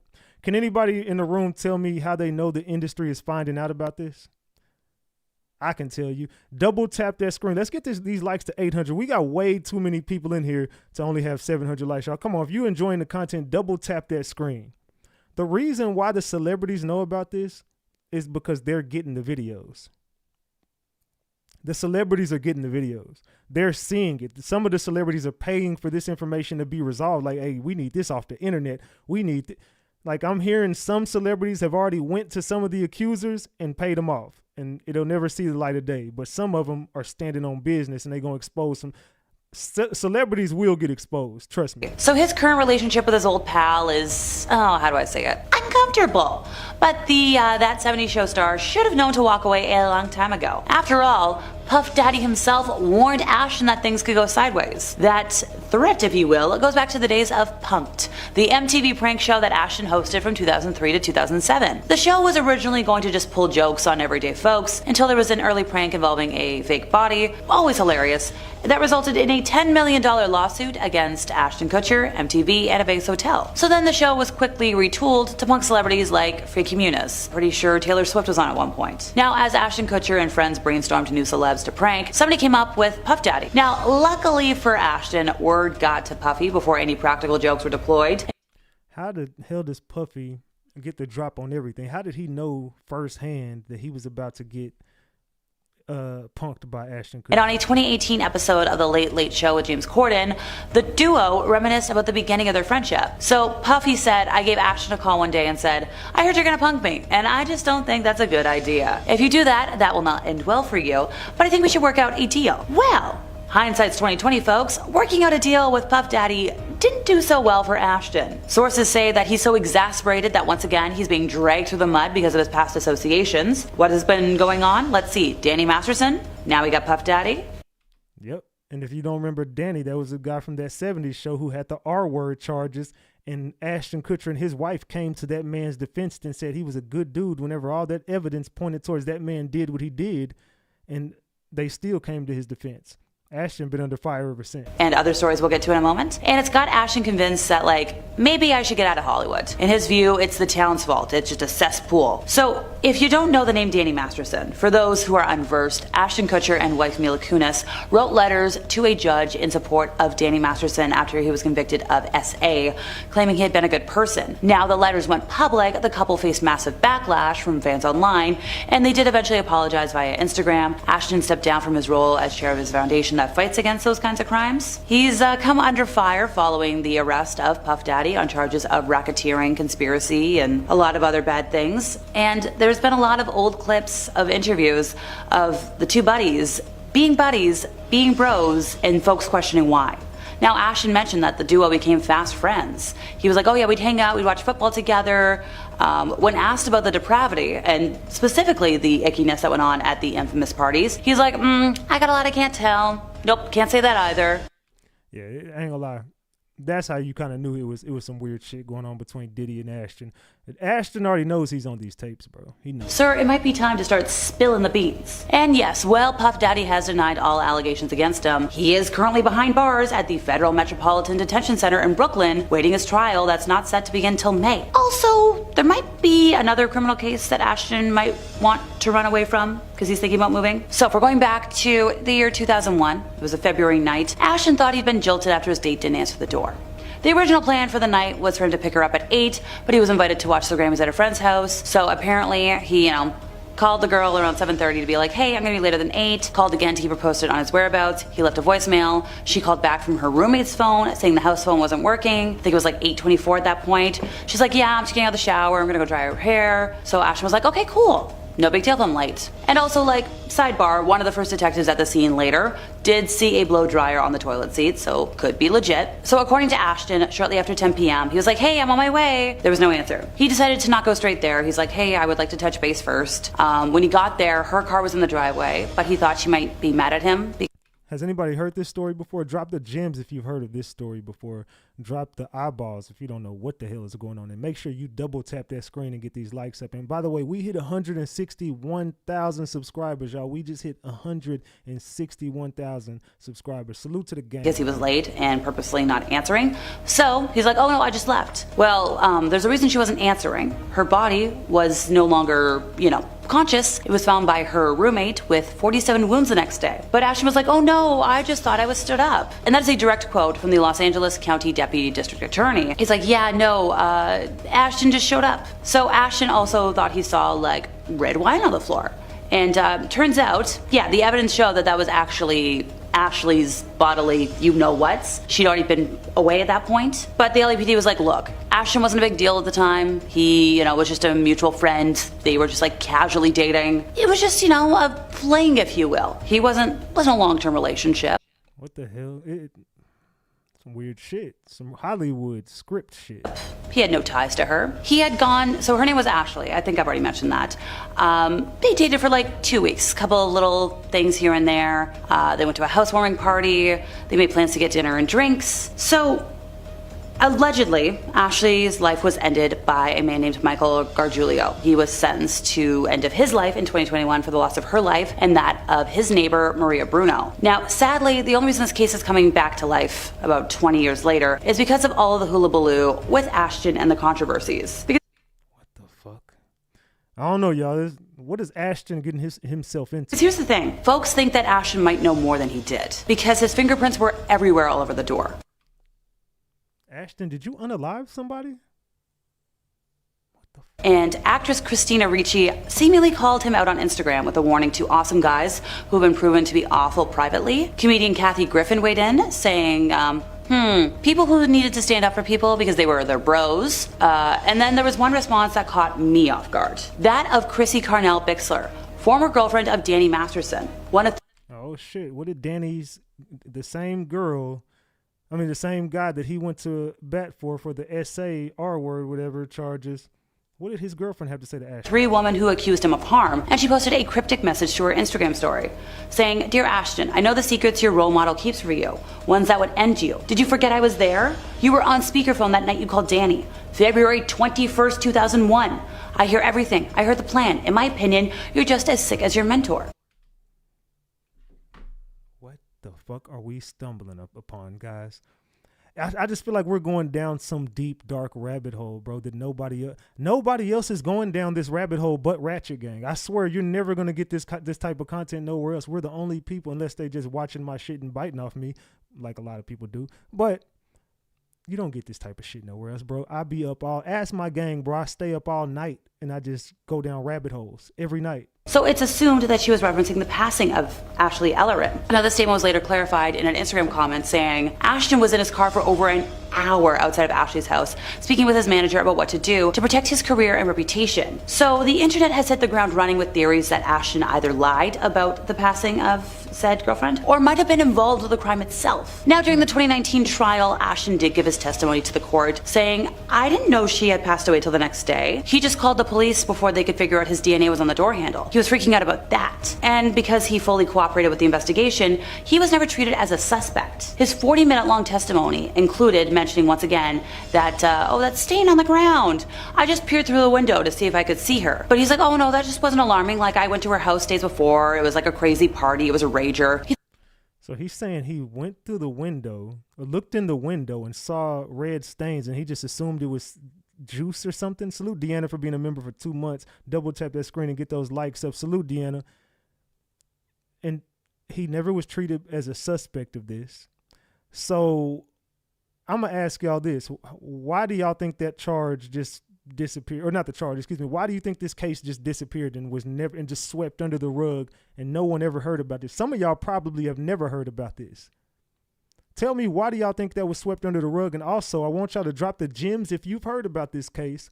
Drop the eyeballs if this is your first time ever hearing about this. That was just a stain left over from that. Now, as for the man who allegedly took the poor girl's life, he had met her months earlier. He had offered to fix her tire, left a business card promoting his air conditioning repair services. In 2010, the county sheriff's office described him as a bragger, a BS artist. He would meet and befriend and associate with women, form a superficial relationship with them, and ultimately, that would be the end of their life. So he was every woman's nightmare. He told a number of people he was in the movies and was a high-end plumber for celebrities. Now, there was somebody who testified in the trial that said that he was living a block away from the poor girl at the time and would frequently show up at her house unannounced.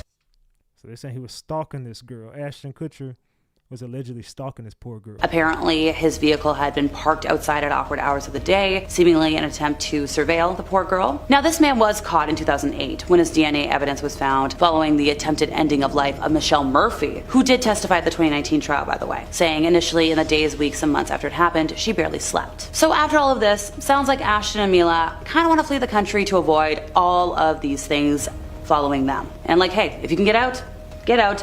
Good luck, folks. What do y'all think about that? Salute Deanna for that 20-piece McNugget. I appreciate you, boo. Salute, salute, salute. So he's snitching on himself. So what y'all think? Why do y'all think Ashton Kutcher is now ready to cooperate? Who do y'all think made those charges disappear as well? Who do y'all think made those charges go away? Can somebody tell me who made those charges go away? Wait, let me play the other part. I got these backwards. Let's start right here. I got to pause it too because it's MTV or some shit. But Debate chase the ring. Pay attention to this, y'all. Watch this.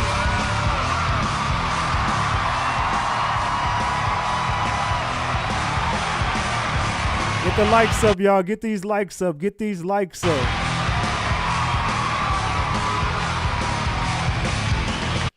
The industry is just so weird, bro. Like why'd you have to do that? Why would Ashton Kutcher have to do that, bro? Look.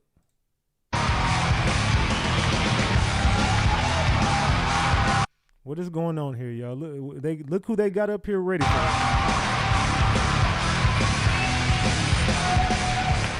And I'm going to show y'all some weird shit tonight. I'm going to show y'all some weird shit. Has anybody seen this? What is Diddy doing? Hey! Oh my gosh! What was Diddy doing back there? The rocks! Geez, I totally know what I do, and I got to keep pausing it because it's, you know what I'm saying, MTV Movie Awards. So playing Samara was definitely one of the best characters, or should I say the creepiest, so. Let's continue, y'all. What y'all think about this so far? This whole movie has been a great experience for me, and I just want to thank everybody. She getting all nervous up there with these dudes, creepy ass dudes. I just want to thank everybody involved with this movie, and especially director Gore Verbinski. Yeah, the directors too is who you gotta watch out for. And also I want to thank my mom and grandma. All right, let's get to part 2 of this. Like I said, this is just weird shit, bro. This is some weird shit. Let's continue. Ashton Kutcher. Oh, hold on. Like I said, it was backwards. My bad.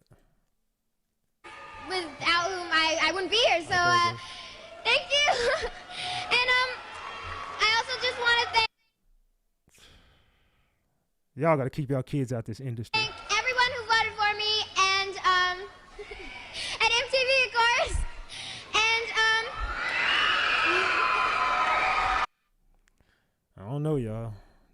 Weird ass industry, dog. And to all the ringworms out there, I just want to say, Yeah, she just ready to get the hell from out of there. So good. You're doing so good. And look at them. You're doing so good. You're doing so good. You're doing so. I just want to say, everyone will suffer. Man. Krishan Rock's her sister. Yeah, man. Krishan Rock is weird too.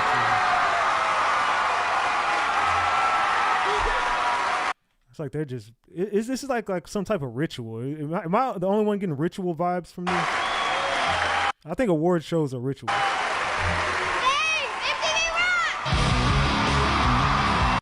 Yeah, this is some weird shit. Look at Ashton and Diddy, bro. Look at I won the MTV Movie Award. Coming to the after party tonight. what? Oh, whoa. Did anybody just hear what Diddy just said? Did anybody hear what Diddy just said? Who caught that? Get the likes up, man. These likes should be at 1,000 by now, man. We dropping some gems over here. Did y'all hear what Diddy just told this girl? Did y'all hear what he just asked her? He said she's so little. After party alone. Oh man, Carlos. Put Carlos in timeout for saying that shit about a kid, bro. Put Carlos in timeout for saying that shit. What the fuck is you talking, bro? Come on, cuz. You gotta go sit in timeout. That should be a 24, dog, man. You don't talk like that over here, dog. Get that dude up out of here, dog. It's your weird ass on, dog. Anyway, this dude just asked her if she coming to an after party, and we kind of already got documents that stated how all these kids was at these damn parties. I'm the MTV Movie Award. Coming to the after party. Coming to the after party tonight. Coming to the after party tonight. Coming to the after party tonight. And why he do this? Why he did? Why he coming to the after party tomorrow? You coming to the after party tomorrow? What the fuck is Diddy doing? Is he trying to court this little girl? What the hell? Why would you look how she looking? She like, excuse me, this nigga just invited me to a party. Look at her response. Party tonight. Yeah. Wait, man, that was some creepy. Coming to the after party tonight. Yeah. He like, I got me one, y'all. Fresh meat. This dude Diddy is. I don't know, dog. I don't know, fam. I don't know, fam. I don't even know what to tell y'all.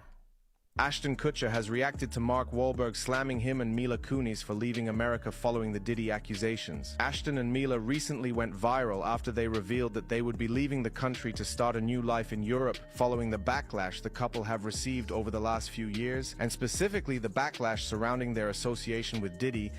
Salute to for all the real chicks corners for that two-piece. Thank you. Salute. Have been getting ever since he was arrested. Mark recently slammed them both for their decision to leave the country by leaving a comment underneath a post that said, "Only cowards walk away without a word." In his comment, he said, "This rings true right now. Some fans are disappointed by Ashton and Mila's decision to leave. They think leaving the country makes it seem like they're running away from the backlash instead of facing it head on."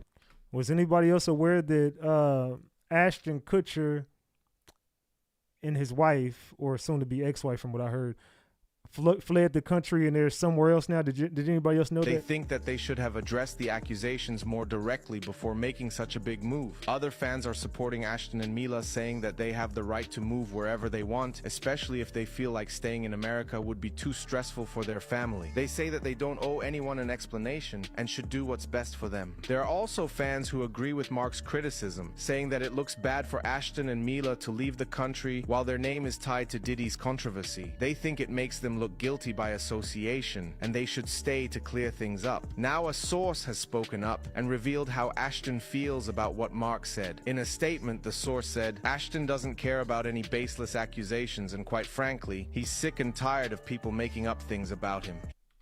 Yeah, Ashton, you need to just come out and speak, brother. It sounded like you just want to talk, or it sounded like you're really nervous right now for some reason. Well, I know what the reason is, but you allegedly got an M word little herder that's about to pop back up on your radar. He thinks Mark Wahlberg or any hater out there should mind their own business. Ashton seems to be frustrated with the ongoing accusations. He's clearly not interested in addressing the comments made by Mark or anyone else, choosing instead to focus on moving forward. One fan said, "I don't blame Ashton and Mila for leaving. Sometimes you just need to get away from all the negativity." Another fan said, "Mark's right. They should have stayed and faced the backlash instead of running away. It doesn't look good for them to leave like this." For this video's comment question, do you agree with Mark? So what y'all think, man? Has anyone else heard about Ashton Kutcher, the flu in the country, allegedly? Has anybody else heard of that? Ashton Kutcher and Mila Kunis' dark secret is finally out. Is this the end of the is this the end of Hollywood's golden couple? There's a dark secret allegedly about these two. What is going on with Ashton Kutcher, and why is his name everywhere right now? His name ain't been everywhere. Well, I'm not going to say it's because of me, but I'm just going to say I haven't heard nobody else really talking about this man. I don't know. Maybe y'all have heard other people talking about him, but I don't really watch other shit. But I'm just going to say I really haven't heard too many people kind of throwing Ashton Kutcher name into a lot of this shit. Kutcher and Mila Kunis' dark secret is finally out. Is this the end of Hollywood's golden couple? For years, Ashton Kutcher and Mila Kunis have been Hollywood's golden couple. But behind that perfect image, there is a much darker side. First, there was the case of Danny Masterson, Ashton's close friend, who was convicted of abuse. But now, an equally or more explosive connection emerges: his link to Diddy. Ashton Kutcher has been seen at several of Diddy's famous private parties that, according to rumors, were surrounded by excesses, illegal behavior, and most seriously, predatory acts. Although Ashton has not been directly implicated in Diddy's recent scandals, their close relationship has raised many suspicions. To what extent was Kutcher involved in these parties? The real question is, did Ashton know what was going on at these events? Do y'all believe Ashton knew? Because allegedly they got some tapes with his face in them. Or did he simply choose to ignore it? He himself has mentioned in interviews that he cannot talk about what happened at these parties. Why do y'all think he can't talk about it? Because he knows that he's seen some shit that he wasn't supposed to see, and he was supposed to kind of report on. He knew that he should have threw Diddy in jail, and he didn't. But he owed Diddy a favor because Diddy is from what I'm hearing, the reason why he was so successful at MTV and a lot of the shit that he had was washed up underneath the rug was because of his connection to Diddy, allegedly. Why so much mystery? Hold on, one more thing. That's why Diddy told him, "Don't punk me, let's make a business deal." And that man was set for life. If you think about it, once he got punked, he was already hot. But after punk, I'm just saying, Ashton Kutcher, that's why he ain't got to work no more. And more importantly, what role did he play in these events? So controversial? What we do know is that the accusations against Diddy are escalating, and Hollywood hasn't forgotten. If Ashton Kutcher's name appears in the middle of the investigations, his career and his marriage to Mila Kunis could be at a point of no return. After all, no one comes out unscathed from such dark circles. What do you think will happen? Will Mila Kunis go down with Ashton, or will she leave him before everything falls apart? Let me know in the comments. What y'all think, man? Is she about to leave this dude? Is she about to leave Ashton Kutcher?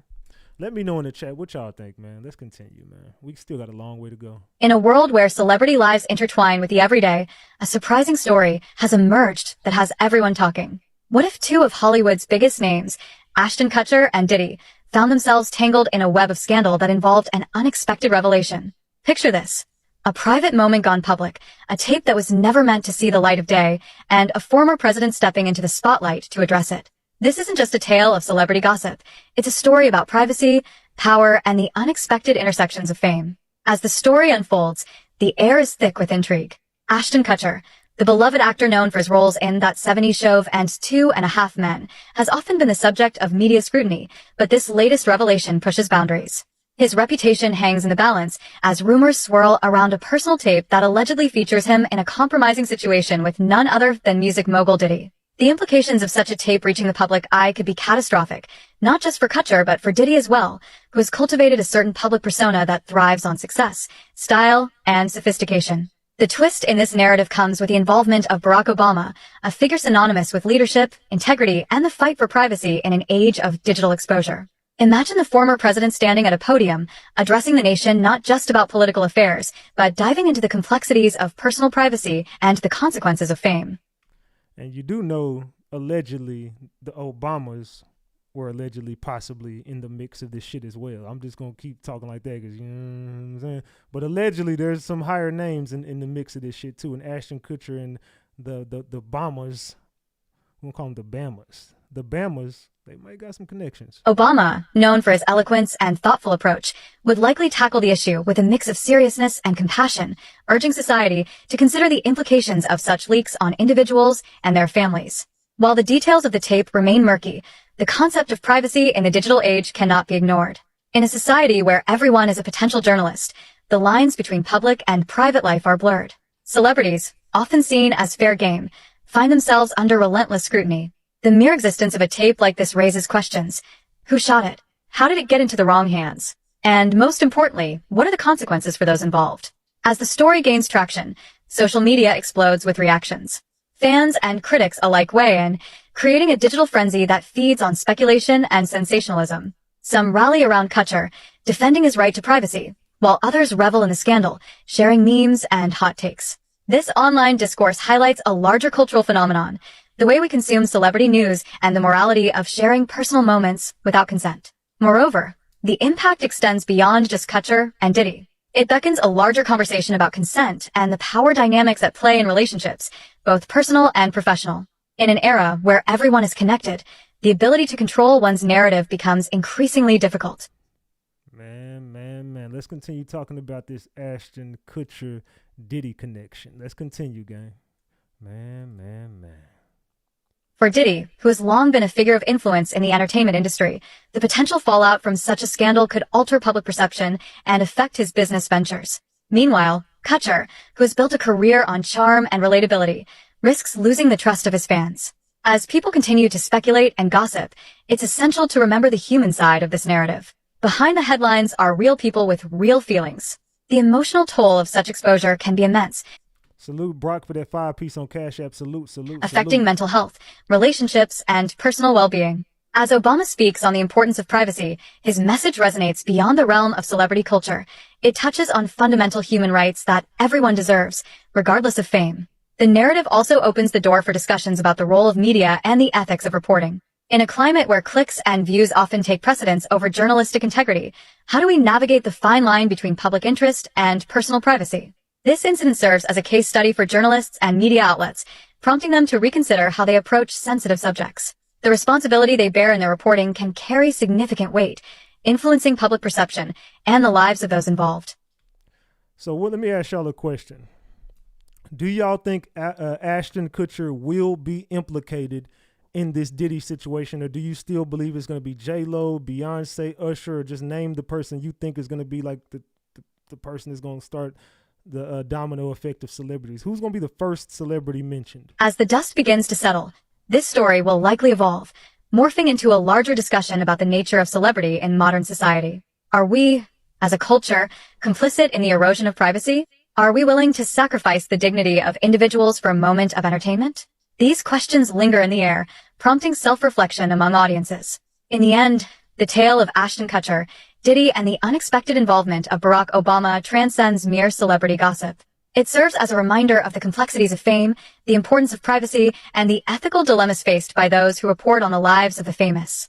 As we navigate this digital landscape, it's crucial to consider the impact of our consumption habits on the lives of others. After all, behind every headline is a person with dreams, fears, and a desire to live their life authentically, away from the prying eyes of the public. In the ever-evolving world of celebrity news, stories often take unexpected twists that capture our attention. I don't know, man. It's looking a lot like Ashton Kutcher, but J-Lo is right on the... Recently, Ashton Kutcher and J-Lo might be running neck and neck, though. I ain't gonna lie. Justin Bieber dropped a bombshell that has sent shockwaves through the entertainment industry.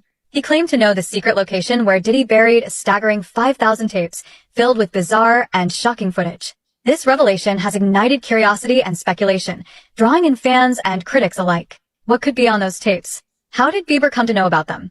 Let's dive into this intriguing story. The tale begins with a complex relationship between Justin Bieber and Sean Diddy Combs. Over the years, These two artists have crossed paths in various ways, from collaborations to mutual friends in the industry. Yet, the latest revelation seems to hint at a deeper connection, one that is shrouded in mystery and intrigue. Bieber, known for his candid personality, has never shied away from speaking his mind. This time, however, he took it a step further by unveiling a hidden narrative that many believed was buried along with those tapes. As rumors began to swirl, fans were left wondering, what could possibly be on these tapes? The idea of freak-off footage implies something sensational, perhaps even scandalous. In a world where celebrity lives are constantly scrutinized, this revelation feels like a Pandora's box waiting to be opened. The mention of unbelievable and disgusting content only adds to the allure, triggering imaginations and sparking discussions across social media platforms. I don't know, man. I'm hearing the Obamas in the mix. Justin Bieber is saying he know where some tapes is at. You heard Justin Bieber is going to the church now. Justin Bieber is now in the church house. Everyone wants to know more, and the thirst for details is palpable. Bieber, since when did Justin Bieber start going to church? Bieber's claim doesn't just raise eyebrows. It also raises questions about the nature of fame itself. In an age where privacy seems to be a thing of the past, how far are celebrities willing to go to maintain their image? Diddy, a figure known for his larger-than-life persona, has always been at the forefront of the entertainment scene. But this revelation casts a shadow over his legacy, prompting fans to reconsider what they thought they knew about him. The idea that he could have hidden away such controversial material creates a narrative filled with tension and drama. The speculation doesn't end there. The tapes, if they exist, could potentially hold secrets that would rock the industry. What if they contained footage from parties or events that showcased the wild side of celebrity life? The concept of freak-off suggests something out of the ordinary, perhaps even illegal. Imagining the content sends chills down the spines of those who are intrigued by the darker side of fame. Man, look, I don't know if there's a darker side of fame than we seeing now, man. This shit is just starting to get spooky. In the 90s, Ashton Kutcher had a small segment on a TV show. This was early in his career. It was when he was still going by his first name, Christopher. They were featuring models. I really loved watching fashion and beauty TV shows that featured these kinds of things. I cannot come up with what show this was, but he had a very small part. What was Ashton Kutcher's first show? It's saying it's not that 70s show. What was the first small role he had, gang? The moment I saw his face for the first time. This would have been somewhere between 1995 and 98, maybe. Does anybody know what show that was? Can anybody in the chat tell me what show that was? Maybe. So I was between 11 and 14 years old.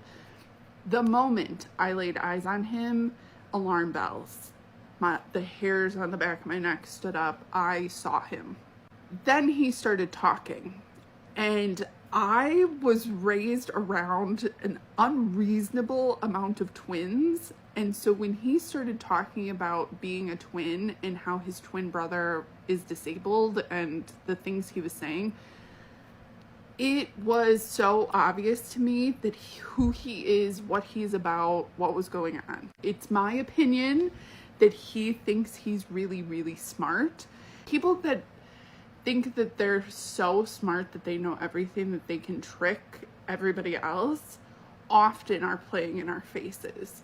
So I lightly kept an eye on him throughout his career.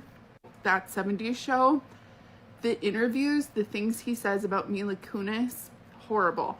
Little friends from that 70s show, we know what they were into, what they said Top Gun. Okay, salute. They were doing, and he hung around them, but he was totally fine and not doing any of it. No.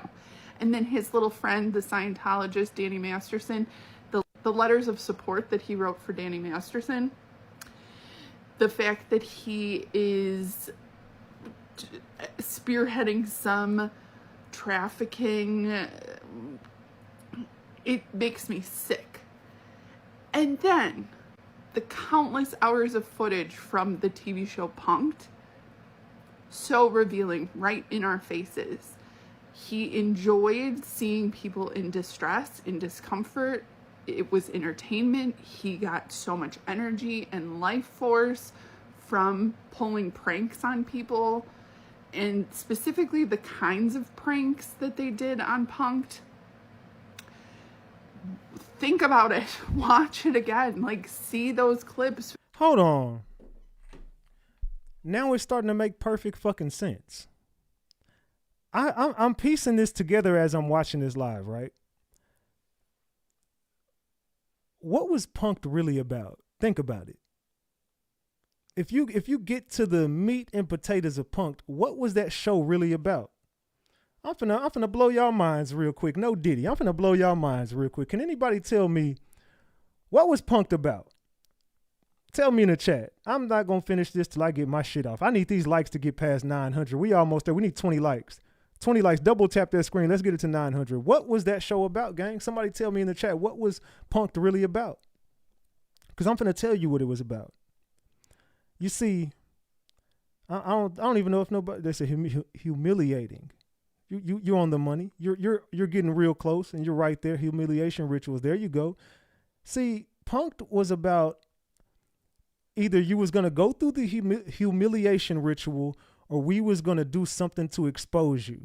Think about it. Who didn't want to go through with that humiliation ritual that ended up going to jail? Think about it. It was some weird shit going on in it, and they were a lot of industry was getting exposed at this shit. It was some people getting exposed and a lot of people getting humiliated. Let's continue. From this new perspective, I will not be surprised when more things come out about Ashton Kutcher. He's been saying it in our faces. He's been doing it in our faces. It's my opinion that he believes he is so smart, so ahead of everybody else that no one will catch on to what and who he is and what he's about. Salute to OG Tan, baby, for being a member for 3 months. Happy to be in the Ratchet chat. Well, we happy to have you here. Salute to you. Salute, salute, salute. But I saw him when he was Christopher. Who remembers him being Christopher? He also got a really great perspective, which it's sick, but the movie Butterfly Effect is one of it's a movie that was very, I think the movie Butterfly Effect was well done. It's also so similar to my life. And I do believe that he did a good job acting in that movie. He did. But why do I feel like he embodied that role and understood and was able to emote in the way that he was? I think there's a lot of reasons for that. Interesting. I did not realize that he had a close relationship with Diddy, and then he also had a relationship with Brittany Murphy. Ashton Kutcher has a lot of connections to a lot of people who have had an untimely fate or are doing bad deeds themselves. Facts. The web of connections that meet up at the point of Ashton Kutcher, I will not be surprised when more things are said out loud about who he is and what he's done. That's facts. That dude got some skeleton, and when I say he got some skeletons in his closet, boy, that dude know his skeletons is about to come out. He is scared. When I saw Ashton Kutcher at the LAFC game, he looked nervous. He looks nervous talking to his friend that he might get raided next. He's probably thinking he's getting investigated about his friend Diddy. He's going to be in jail with his friends Diddy and Danny Masterson.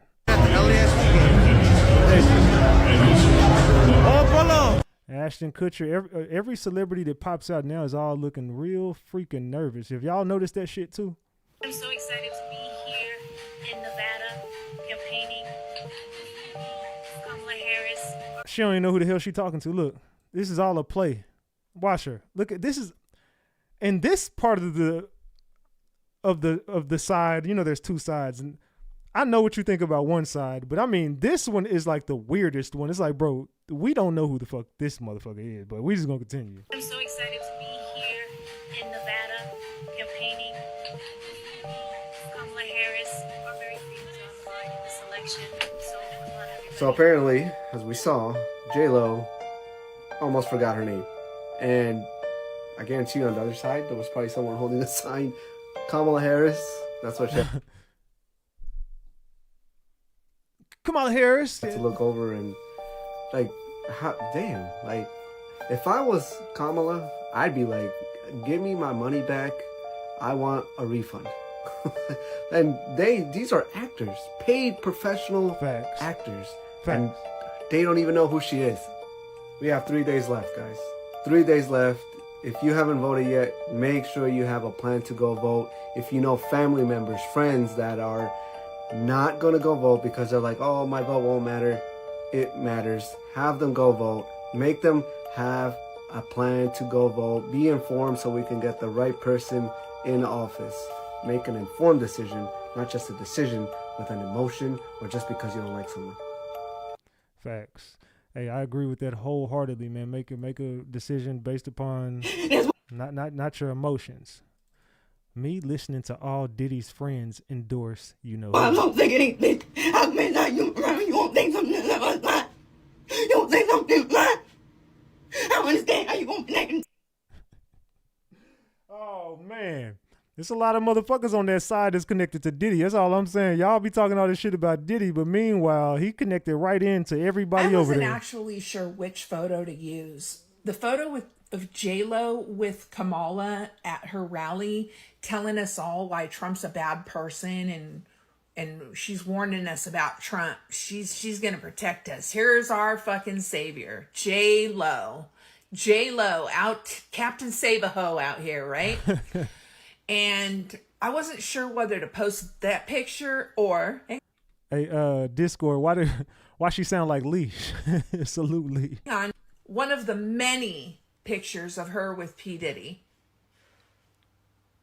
Excuse me, bitch. Where the fuck were you for how many years? Warning people? No. You were bringing people in to P. Diddy. She was recruiting people in. So you're going to have to allegedly fucking forgive me if I don't give a shit what you think about Trump. Anyway, have the life you deserve, bitch. Yo, son, she got a real vendetta with J-Lo, bro. She got some real smoke with J-Lo. She said, you know what? Fuck this, man. Let me speak my motherfucking mind real quick. Hold on. Explain why some celebrities have been acting strangely. For instance, Leonardo DiCaprio's recent trip out of the country seems like a strategic move to avoid the escalating scandal. Someone said, Ratchet, are you steering votes now? I'm not saying a motherfucking word. I'm letting the videos play, my boy. But if you feel a certain way, then you just feel a certain way. Now shut your bitch ass up and quit asking me questions. I don't give a fuck what you talking about. Watch the motherfucking show or kick rocks. It is what it is. I'm just speaking the motherfucking truth. You just mad because I'm saying the shit everybody else scared to say. Hell of a thing. They're saying Leonardo. Salute for all the real chicks corners for that 10-piece. Thank you. Salute. If you rocking with the content and you ain't no sucker, if you ain't no sucker shit, man, go ahead and send a donation, even if it's $1, man. Show these motherfuckers something. Light that screen up for these hating ass motherfuckers one time. What we got on the board? We got 215. Let's go, y'all. We got 215 on the screen. Let's get it, gang. DiCaprio has fled to Italy to avoid the P. Diddy debacle. Recently, he was seen enjoying a romantic getaway in Rome with his girlfriend, Vittoria Ceretti. They even matched their outfits, wearing white tops while taking in the beautiful sights of Italy's capital. At 49, DiCaprio has sparked conversations online due to his tendency to date women under 25. What Leonardo got going on? Because we can't forget about Leonardo, y'all. We cannot forget about Leonardo. Though there's nothing illegal about this, eyebrows were raised when he ended his last relationship just as his girlfriend turned 25. Interestingly, his current girlfriend is 26, which may suggest he's shifting away from his usual dating habits. DiCaprio has also found himself wrapped up in Diddy's controversies, given his frequent appearances at Diddy's infamous white parties. In fact, it appears Leo is Diddy's top pick for celebrity guests. He did say that was his favorite party guest. Always making the exclusive invite list. Who's the person that's number one on that invitation list? Leonardo DiCaprio. Without even hesitating. And I can get on that list. However, the video has added a new dimension, as speculation grows that DiCaprio might have been privy to more than just the usual white parties. Salute to Karma Girl for that 5-piece. Says belt to ass, Ratchet. Yo, we putting belt to ass. Salute Leash. Leash says thank you. No, thank you, Leash, for that 10-piece. Salute. Let's go, gang. Adding to the intrigue, old photos of a younger DiCaprio at Diddy's gatherings, taken when he was around 25, have resurfaced. While no one is explicitly saying these events were the notorious freak-offs, They were undoubtedly wild. Images from those parties show Diddy pouring champagne over women in thongs, with others at the event dressed minimally. As more information emerges, the line between Diddy's white parties and the infamous freak-offs begins to blur. Oh, yeah, starting to blur. Me, Jay, thank you for that two-piece. Salute. It says, all lies will be exposed in 2024. Cat Williams. Salute to Cat Williams, man. We definitely rock with Cat Williams over here. And me, Jay, you need to go ahead and get you a membership over here. Go ahead and get you a membership and join the gang. Let's go. Reports suggest that some of these white parties had a secretive, exclusive section, like a Russian doll with layers of gatherings, accessible only to Diddy's inner circle. This revelation only deepens the intrigue surrounding the allegations and the celebrities caught up in the chaos. Howard Stern. One notable celebrity who shed light on his experience at Diddy's white party is Howard Stern. He Salute to Bless for that two-piece. Thank you. Salute. Candidly shared how he felt like an outsider at the event, which ultimately turned out to be less than impressive. Stern recounted how he and his girlfriend found themselves stuck in the backyard with other celebrities. Stuck in the backyard with other celebrities. How you get stuck in Diddy's backyard? Your lawyer just Wait, pause. When it comes to Diddy, just pause. said the story the tapes tell are the story of Diddy from the last several decades. And I know that you've known Diddy for a very long time. Can you describe what that story is based on what you now know to be true, the last several decades of Diddy's behavior? Salute Chance for that 10-piece. Thank you, Chance. And the reason he's now sitting in lockup? I think I've been doing it for 35 years. I think we probably entered music business at the same time. He entered with Uptown. I entered into Big Beat, Atlantic. At the time, I guess he was ambitious. He was then from ambitious went to doing anything. Then from doing anything to didn't care about nobody, who he could be, and then he ended up turning into Lucifer. I don't know. I'm gonna be real. I don't know what to make of that dude. He just got clout chaser written all over him. This freak-off party is going to be the one that brings the whole celebrity world down, and I like it. Meet Courtney Burgess. He testified that a friend of Kim Porter gave him 11 flash drives. Now, I'm sure we all know who Kim Porter is, Diddy's children's mother. They dated back in the day, and she allegedly passed away under mysterious circumstances, some phantom pneumonia. He told the grand jury on these flash drives, there are 8 celebrities who were all being victimized in the surviving Diddy Kelly freak-off way. 6 males, 2 females.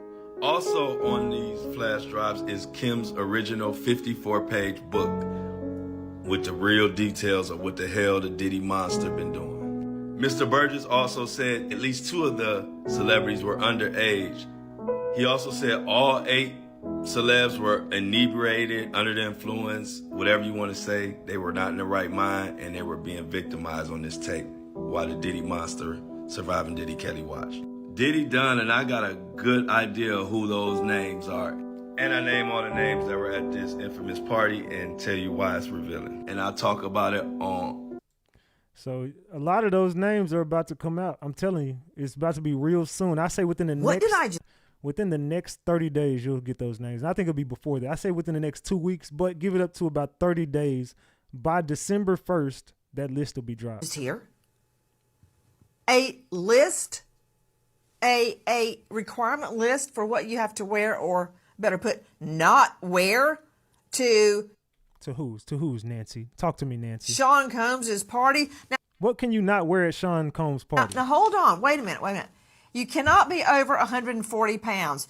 You cannot be over 140 pounds if you want to attend. He said, look, hey, Sean Combs said he's not rocking with the BB Dubs. He said he's not. Forget the grand jury. But yet he like a big dude, though. There's a lot of heavy-set dudes there. Yeah, I don't know. That's meeting about new charges. I've got to deal with this list. No short hair. No short hair? No flab. No cellulite. He said, look, if you're big, you can't get in. Must wear stilettos.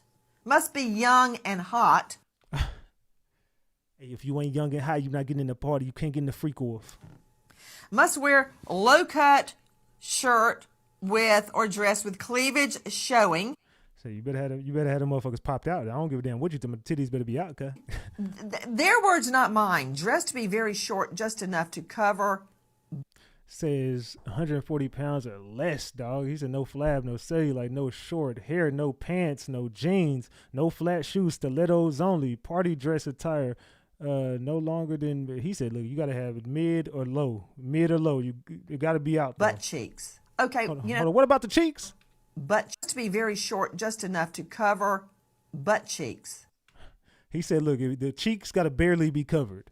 I want them cheeks barely covered. Okay, before I demean myself any further by reading Sean Combs's list out loud, I did not go to Mercer Law School and in... Look, they didn't piss Nancy off. Look, she ain't comb her hair for this episode. She just said, you know what?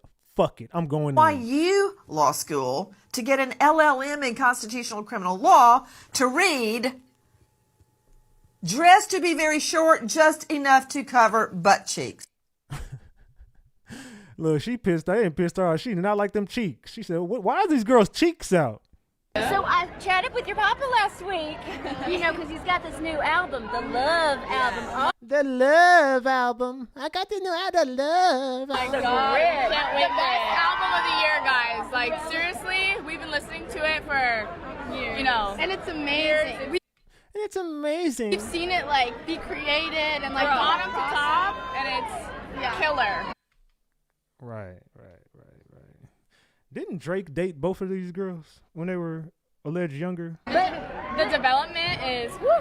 So you're proud of your papa on this one. Oh, yeah. And it's definitely got a You're proud of your papa, ain't you? different vibe and tone. It's definitely more R&B of Diddy, right? Yeah, it gives you the R&B. Someone said, Ratchet, doesn't Courtney Burgess look just like Corey Gamble in disguise? I'm just saying. What y'all think? Just like love. It's just love in the album. Love. Just love in the album. Just the era. He is so in his love era. Yeah, he in his love era. Right? Baby oil and pills. I mean, I was like, Diddy, okay, I've never seen this Diddy, okay. side of you. Is he ready to She's just like, find real, true love? Has he found it, ladies? She confused as hell about that. Why is she looking like that about that? Oh, you looking at me like he told me he was single. I don't think he's found it yet, but who knows? I think Why are they? How old is Diddy daughters? They 17.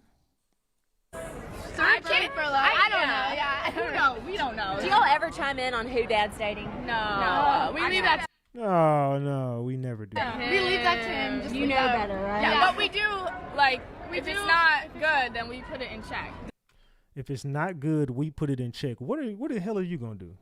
What the hell is you gonna do? Definitely, but it's just inspect the situation. Yeah. I mean, we let him do his Y'all inspect? Did you inspect Cassie and Kim Porter situation? thing most of the time. You're his number one ladies. Let's be real, okay? We also got Little Love. Yes. Oh my God. What y'all think about these chicks, man? Gosh, that little one is precious. Amazing. We love her. And why is she interviewing them? Like, who the hell are they? What the hell have they done? I'm just trying to figure what the hell is Diddy daughters doing? I know, right? And that hair, oh my gosh, she's got a head full of it. The curls are popping. I know, and your papa seems I don't know, dog. Man. so excited to be having a little one in the mix, and I'm sure you're like, whoa, okay, we got a toddler now. But he said he feels like it's giving him new energy. Do you see a new energetic side? Yeah, it's a lot of energy. It's called Tussie. Yes, definitely. He's more like on the pink shit. He's more like on that pink stuff. He's more like on the pink stuff. That's about it. Oh no, not Diddy. Not that one. Let's go here. So Tanya Blount is one of those singers who should have blown up, but did not. And do you know who we have to thank for this? Once again, Diddy. Allegedly, she also refused to party the way Diddy wanted her to party. And just like many other artists who were hit with the bad boy curse, she ended up broke. Child, it's a lot happening with Tanya, and as always... Has anyone heard of Tanya Blunt? Anybody in the chat heard of the Tanya Blunt story? Let's continue. I will be breaking it all down. Okay, just for a bit of background about how she got into the industry, Tanya was born to an Afro-Panamanian mother and an African-American father, and she attended Baptist services on Sundays and attended Catholic school where she sang in the choirs. She also attended Morgan State University where she majored in psychology and also sang in the university choir. Now, for those who recall, Tanya came to prominence in the film Sister Act 2, Back in the Habit, in which she featured as the character Tanya, and her performance of His Eyes on the Sparrow with Now do y'all remember her? Now do y'all remember her? Exhibit A. Lauryn Hill was a particularly notable moment. In fact, according to Tanya, that movie is what really changed her life. It's Tanya Trotter, formerly Tanya Blunt. That was my name when I did Sister Act 2. And my name in the movie was simply Tanya. Oh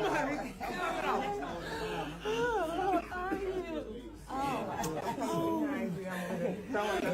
Yeah. Changed my whole life. You know that. I can't. Get the likes up, y'all. Double tap that screen. Let's get these likes to 1,000. We need 70 likes to get to 1,000. Double tap that screen. Let's go.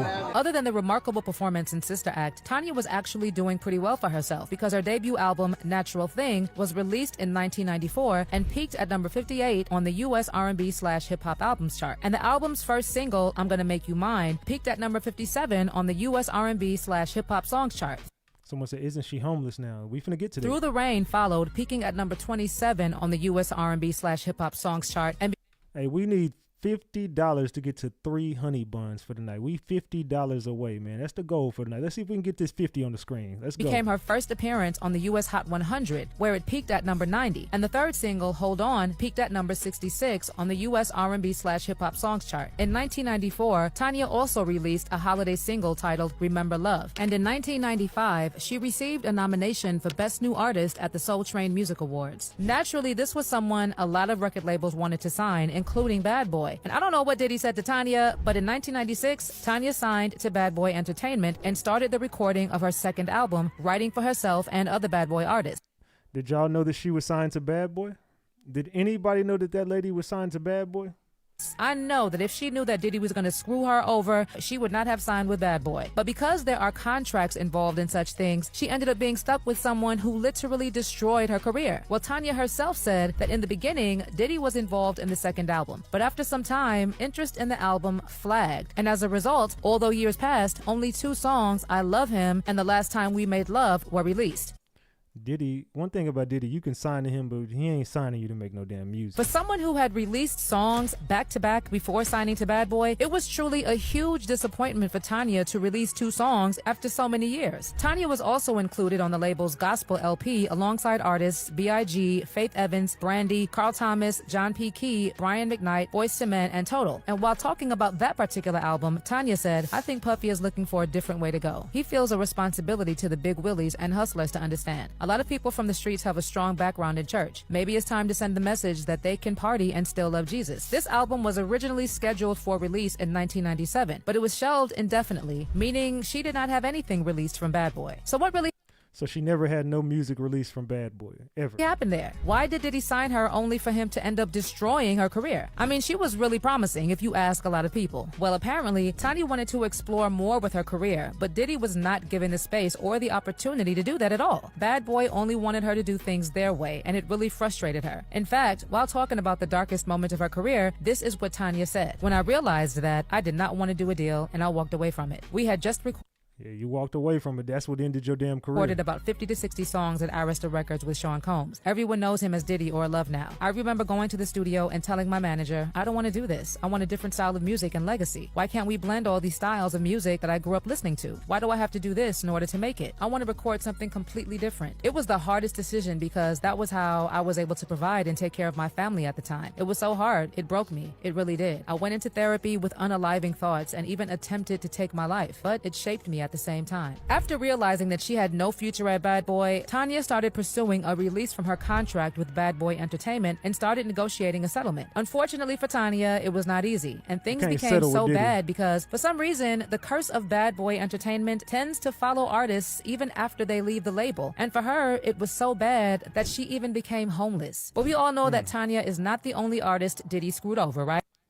Diddy is getting a lot of karma. Like I said, I don't feel sorry for Diddy at all. Is he getting an unfair trial and shit like that? Yeah, there's a lot of unfair shit happening to him at the time and at the moment. I think a lot of it's true, and I think a lot of it's cap, but I think it's well deservingly so. I mean, because Diddy has definitely fucked up a lot of people. He's fucked up a lot of people's lives. Let's continue. How we did Craig Mack. Man, Craig Mack went to his grave mad at Bad Boy. Craig Mack told his people, told the religious people, that don't let them pay for shit of mine.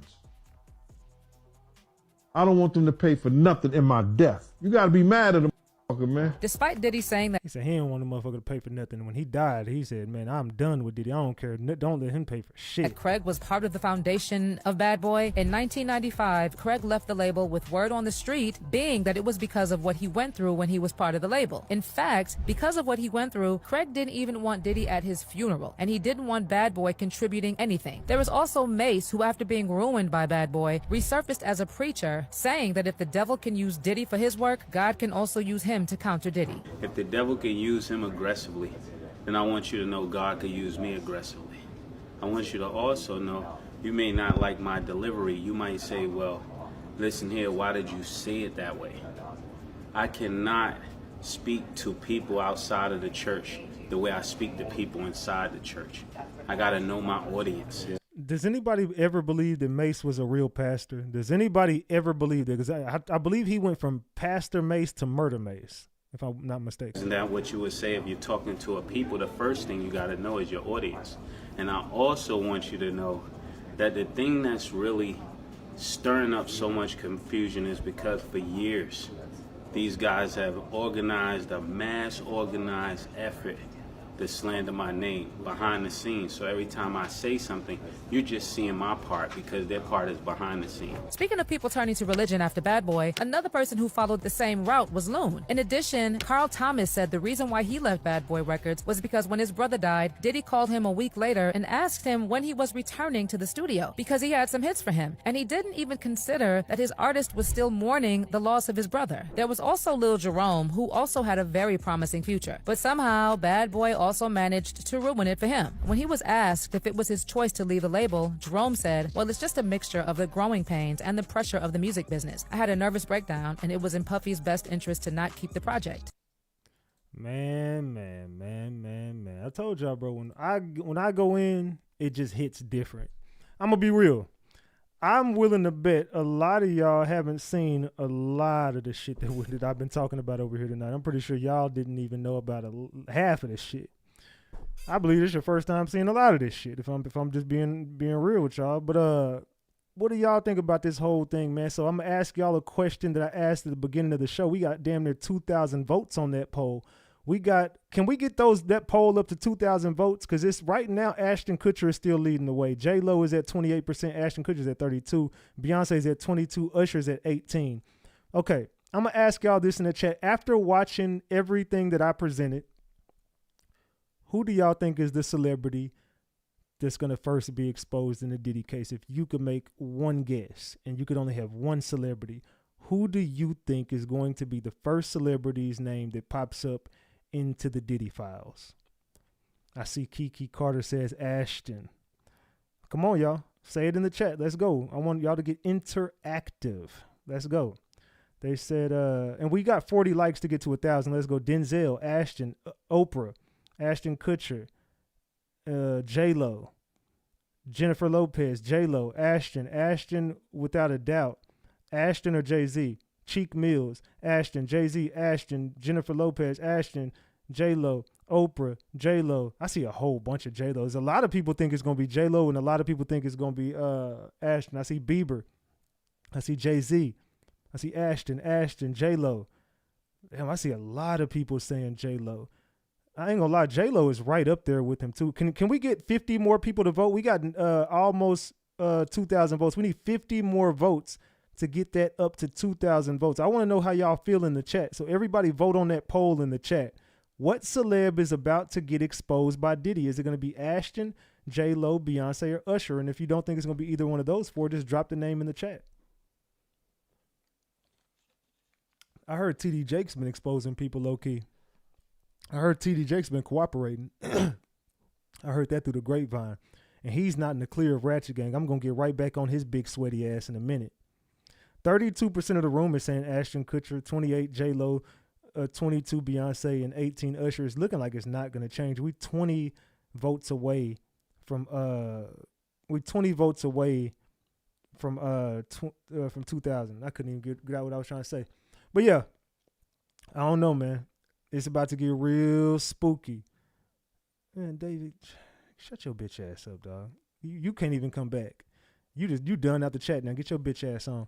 They say it's a woke ass time that we living in. Ashton is going under the bus. Ashton is about to get exposed. J-Lo was in the club and carried the gun when the lady got shot allegedly, and she's in that tape with the 13-year-old allegedly. Ashton Kutcher is in a tape with a minor too. From what I was told, they said Ashton Kutcher is also in a tape. That's what I was told. I don't know how true, you know what I'm saying? I don't know. I'm just gonna say allegedly because you know what I'm saying.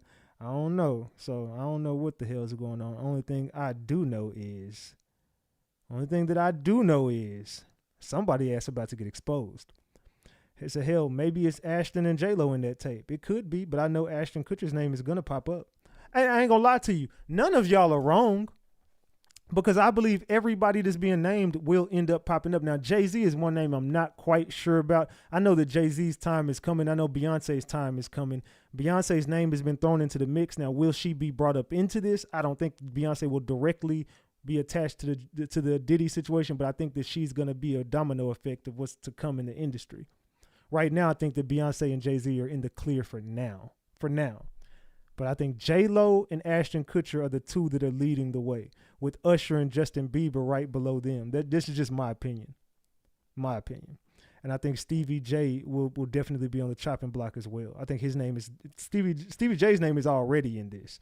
I think his name is going to continue to come up in this, and he's going to have to answer some tough questions here pretty soon. Stevie J is going to have to answer some real tough questions here real soon. Y'all tell me what y'all think though. Y'all tell me what y'all think, man. I don't know, cuz. Hey, we need 20 people to double tap that screen so we can get these likes to 1,000. 20 people double tap that screen for me if you would not mind. Salute to for all the real chicks corners for that 5-piece McNugget. I appreciate you for that 5-piece. Salute. I think we 45 away now. That's all good. We probably won't get to 3. Yeah, we 45 away. It's probably we probably won't get to 300 buns, but it's all good, man. I appreciate all the love and support anyway. You know, it's all good. They said Ashton was messing with a 15-year-old, and now he's married to her. Yeah, when she was on that, he tried to make it. No, we never did anything. I waited. Nah, bro, you messed with her when she was a kid, fam. I think she was like 15 or 16. How old was Mila? Was she 15 or 16 when she got on that show? I want to say she was 16, but she might have been 15. Oh, she was 15. Okay, they said she was 15. Mila was young. Yeah, that's when he started smashing. They said she was 14. Okay, well, damn. Let me see. How old,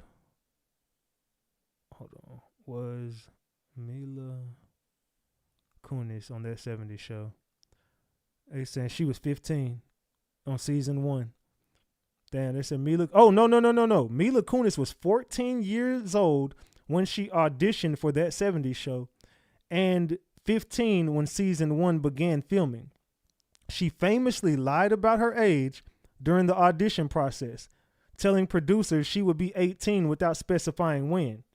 She eventually came clean when it became clear she would be in the cast for the role. Kunis has said that she was actually the right age for the character and that she was never treated differently by the cast or the crew. She will reprise her role as Jackie in the Netflix sequel as That 90s Show. Man. So yeah, she was 14 years old when Ashton started being friends with her. Whatever the fuck y'all want to call it. When Ashton started getting cozy with her, she was 14 years old, allegedly. We got 10 people to like that video. We need 10 likes. Let's get it to 1,000. I don't know, man. Ashton Kutcher is a creepy dude. I don't think he knew he was about to get exposed. Now, I told y'all that I got content for the next 3 months with this Diddy shit. I can't stop. I won't stop. Take that. I thought I told you that he won't stop. I thought I told you that he won't stop. Ha ha ha ha ha. You know what I'm talking about? I thought I told y'all that I won't stop. Ha ha ha ha ha. No, I'm talking about. It says Sean Combs in the chat. Yeah, we got Diddy over here, y'all. We got Diddy in the chat, man. We got the Diddler in the chat, man. I ain't gonna even lie to y'all, cuz we do got a Sean Combs in the chat. But nah, man, it's about to get wicked in this industry. I don't know. I can continue to cover this. If y'all want to continue uncovering more celebrities, I want y'all to drop the gems in the chat. If y'all want to move on to something else, drop the eyeballs. If you want to move on to something else, drop the eyeballs. If you want to continue to expose this industry and do deep dives into all these people, I don't even think people knew that me doing a show on Ashton Kutcher and Company would do numbers like this. But I'm telling you, dog, I got the scoop on the whole industry.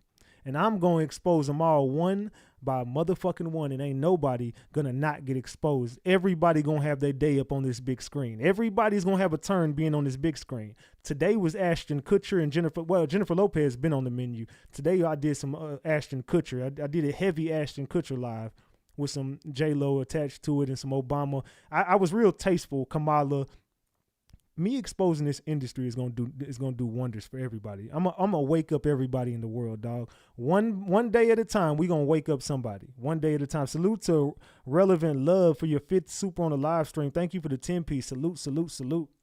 And we are 35 away, y'all. We 35 away from 3 honey buns. I don't know, man. Maybe somebody in the gang goes, you know what? Fuck it. I'm gonna throw my boy Ratchet a 40-piece. I don't know. But hey, if not, it's all love. Just double tap that screen, if anything. Just make sure you double tap the screen. Please do that. That's a must.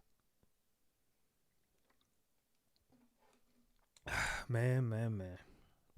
Well, oh shit. There go my boy Sick with it with a 20-piece. Sick with it says, salute King RG4L. Salute to my boy Sick with it. I appreciate you. We need 3 likes to get to 1,000. And we are $15 away now. $15 away from 3 honey buns. Y'all, I know we can do it. Now, we didn't meet our quota last time. The quota for tonight is 3 honey buns. Y'all, 3. We just $15 away. 1-5, y'all. 1-5. $15 away. Let's get to it, gang. Keep going, Ratchet. Expose them and bring light to this issue. Well, I'm going to tell y'all something y'all didn't do last time that y'all had me hot about. When my live ended, y'all didn't run to my comment section and tell me what y'all thought about the video. Hell, wasn't even really no damn comments on the damn last live. I like to see what y'all think about my live. So answer me this. If y'all want me to continue, will y'all do me a favor? I never ask y'all for no favors. But tonight I'm asking y'all for a favor. When this live ends, will y'all do me a favor and come back to the channel, go back to the live, and tell me what you thought about it in the comment section? Can y'all do that one thing for me after this live ends? Green team and mods. And if you fucking with the Ratchet gang, can you do that for me? Then why I can't like the damn shit, Jess? Salute to Big Jess. Say it with your chest. I got you, King. Salute for that 10-piece. We $5 away. Thank you, Jess. I appreciate you, boo. Salute, salute, salute. I love your live. Thank you. Hopefully y'all love my channel and y'all subscribe to it. We $5 away, y'all. We got 1,000 likes. Now we just need to get that 5-piece on the screen. I know we about to get that 5-piece. Salute, salute, salute. So yes, I will. Thank y'all. If you will do that for me, drop the gems. They said no, not for 3 months. Oh yes, I got 3 months worth of content. I'm telling you, dog. I got a bunch of content on Diddy. It just won't stop. And it ain't just on Diddy. It's about all the people that are attached to this situation. I got content on everybody.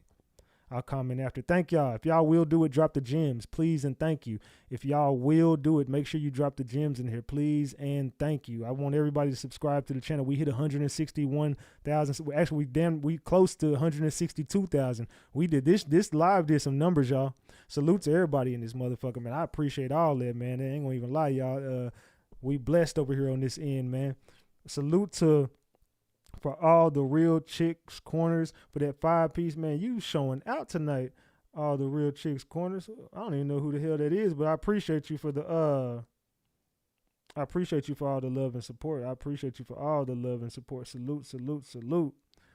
And you got a membership. I ain't mad at that at all. So if you real gang, you got that membership. If you can afford it, it's all good. If you can't, it's all good. Just double tap the screen. But yeah. We're going to be on Discord tonight.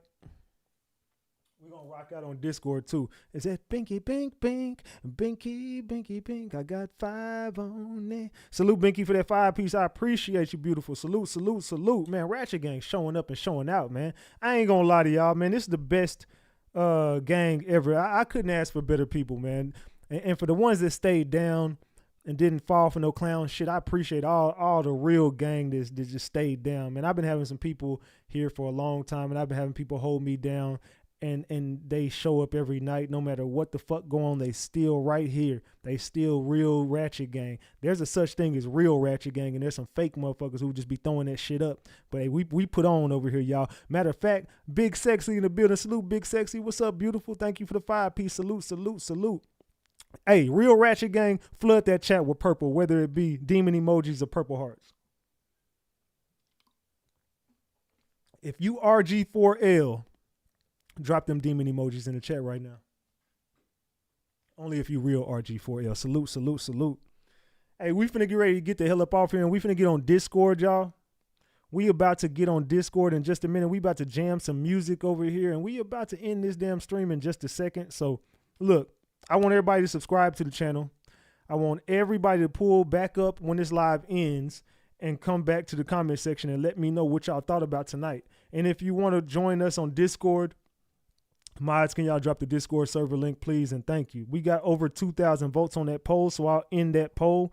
Thank y'all for those 2,000 votes. And it looks like the poll is in, and they saying Ashton Kutcher is next at 31%, with J-Lo at 28%, with Beyonce at 22% and Usher at 17%. So it's looking like in the order of y'all saying Ashton Kutcher is going to be first, J-Lo going to come right behind that, Beyonce will be behind that, and Usher is going to be at the end. That's how the chat is voting. We going to see, though. And I probably could have put, well, I could only put 4 people, but it is what it is, man. It is what it is. Maybe next time we'll put some other people on that poll, all right? Maybe next time. I don't know. We going to see, though. Salute to the gang, man. Y'all ready to get this music playing? Y'all ready, man? Hold on, hold on. Let me, you know how we do it. Let's do it like this. Let's do it like this. Let's turn up in this motherfucker. Let's go, y'all. Salute to the gang. Nigga so average, yeah. Want me to rap, I'll rap, pull his wig back, don't shot. Yeah, cause it's cap what you rap, it's a fact, nigga. Me against you, that's a long shot. Nigga that up on smoke. If it's smoke, let's get it. Fuck it, you already know that I'm with. I just get on that beat and get the dumping. Man, who fucking with us in this city? Nigga, not a soul, I suppose. If a nigga flex up, then I'm going for the juggler. Man, we going for a dog, nigga, win, lose a draw. Boss cut throat like a murderer. In and out like a burglar. Dumping, niggas on the ground, we turning nothing into something. Fuck y'all niggas. We ain't tripping out shit. Tag team. Off of yo bitch. Nigga so pissed. Yeah, they pissed off. Rather be that than pissed on. Skinny nigga, but my dick long. Yeah, you niggas hate me, but your bitch don't. Bad nigga dick and your bitch love it. I should get this hard dick, I ain't giving nothing. I ain't tryna feed the needy, I don't give back. Independent, you don't need a nigga big fat. Big sex coming, flowing in and out. A lot of bust downs going in and out. Off-brand niggas better simmer down. Black card code, let the winner now. Outlaw nigga, yeah, we get around. LSD, maybe come take me. I might shake some, but it can't shake me. Nigga, I won't stop till y'all hate me. Yeah. Hey.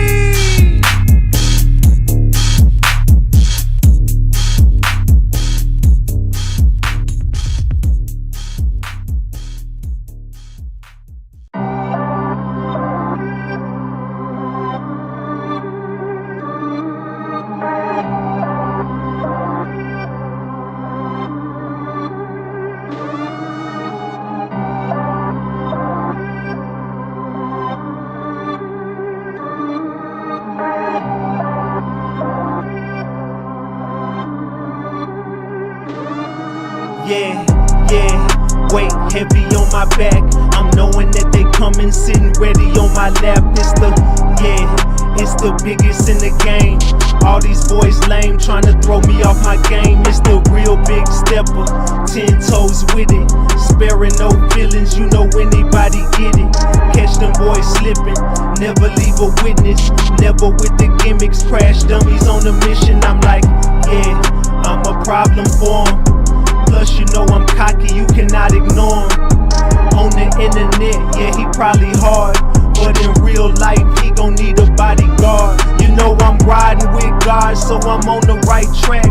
Yeah, we lost a little, but we'll make it right back. I'm in all black, yeah, I got all y'all caskets. Stick to the code, this for all my ratchets. This for all my ratchets. This for all my ratchets. This for all my, yeah.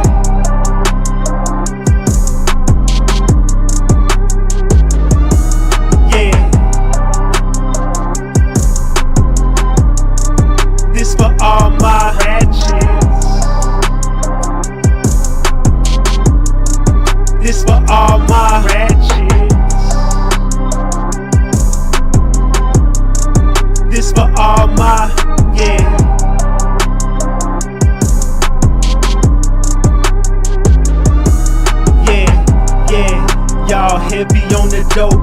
You really getting desperate, and it really shows. Your money getting low, your fame disappearing, and Big Ratchet took you out the game is what you hearing. Yeah, I'm a god to these niggas, and everything you spit is a facade to these niggas. And it's really clear that you been robbing these niggas, and really soon I'ma drop a bomb on these niggas.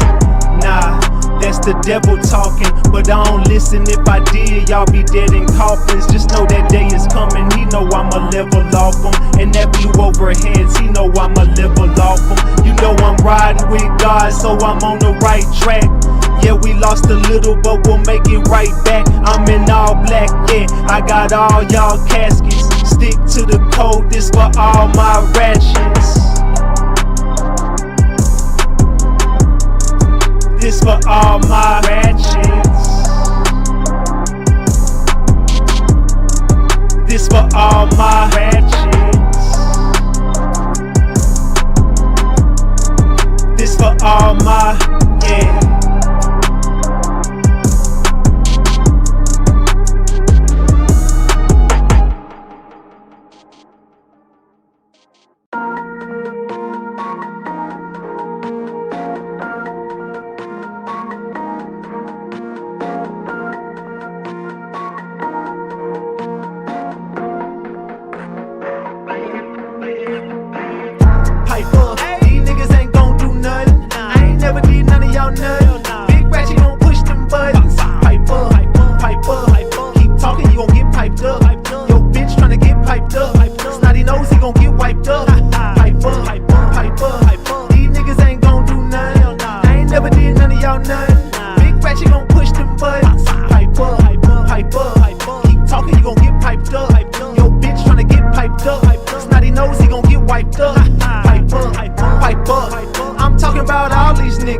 I'm calling out all these niggas. Ain't no Debo, don't stall these niggas. Pipe up, pipe up, pipe down when you call my phone. Don't hit me up about no bitch. Gave her dick, now she won't get gone. Pipe up, pipe up.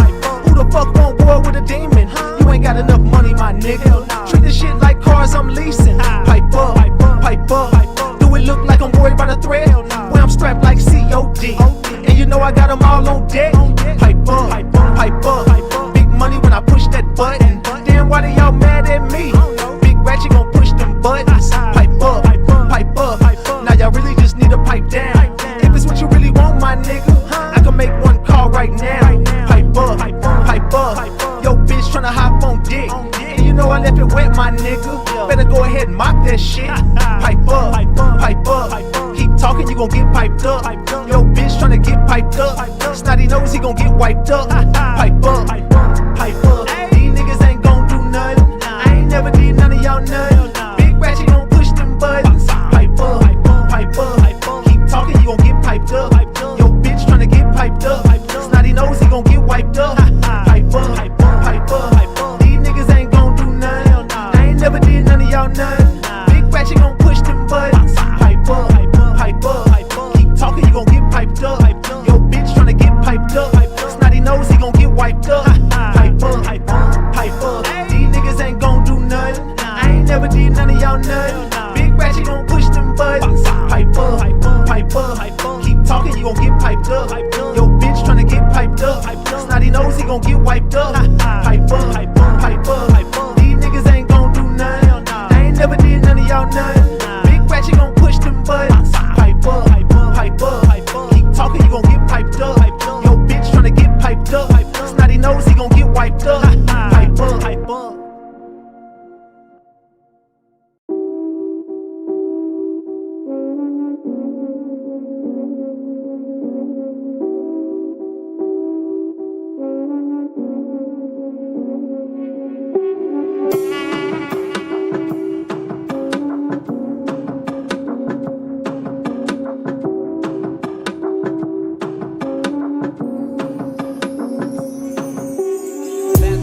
Valentino summers and wave runners. Chains on my niggas like slave runners. Drug dealers anonymous. How many Madonnas can that monster fit? My brick talk is more than obvious. It's ominous. Garage is the phantom. Ghouls, ghosts, and goblins. Blonde mohawk, the collection. I'm Dennis Rodman. The money count is the only moment of silence. silence, cause hush money balances all this drugs and violence. Hat trick under my mattress. Date I stop still has an asterisk after it. After all, I can make a call. I can baptize a brick as I wash away my sins like a Catholic. Who the fucking mastered this? America's nightmares in Flint. Children of a lesser God when your melanin's got a 10. And I can't even mention what I sent or what I spent, cause my name in 18-wheelers is evidence. I put my booze in them cruise collections. Like's a bitch, A to Z on her shoe collection. Take your pick, paid in full like 86 G's on my body. The new Gucci has less monogram. God's got it. Let he without sin cast the first stone. So I built that all glass quad level first home. Shatter all of your misconceptions, hold all of the missing weapons. You thought I would miss my blessing, the ultimate misdirection. Yeah.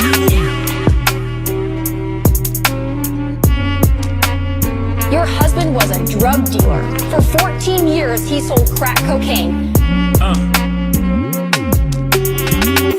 Federico Fellini in the flesh.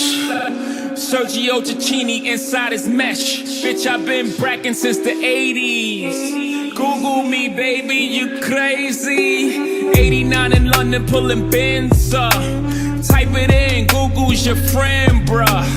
14-year drug dealer and still counting. Who deserves the medal of freedom is my accountant. He been hula hooping through loopholes, working round shit. IRS shoulda had the townhouses surrounded. Thanks to the lawyers, I marbled the foyer, I tore the floor up, yeah, that's for the koi fish. We been dining on oysters. I walked through the garage, it's like multiple choices. I told him pull a Royce up, I'm getting ghosts. I'm hearing noises, I think it's the boys, but I've been banging the Deutsch. We got storefronts, we got employee stubs. We've been opening studios and 40/40s up. The paper trail is gorgeous. Cases we bury some before a reasonable doubt drop. The jury hung. Bling bling. Every time I come around your city, bling bling. My tenure took me through Virginia. Ask Teddy Riley about me. Ask the federales about me. Trying to build a cell around me. Snatch my nigga Emery up. Try to get him to tell about me. He told 12, give me 12. He told him to go to hell about me. Drug dealers anonymous. Y'all think Uber's the future? Our cars been autonomous. Mules move the drums, take them to different spots. We just call the shots by simply moving our thumbs. I'm a course of miracles with this shit. Nothing real can be threatened, nothing unreal exists. Therein lies the peace of God. I always knew I was a prophet, but I couldn't find a decent job. Life made me ambidextrous, counting with my right, whipping white with my left wrist. Damn, Daniel, FBI keep bringing them all white vans through. Let's go. Get them likes up.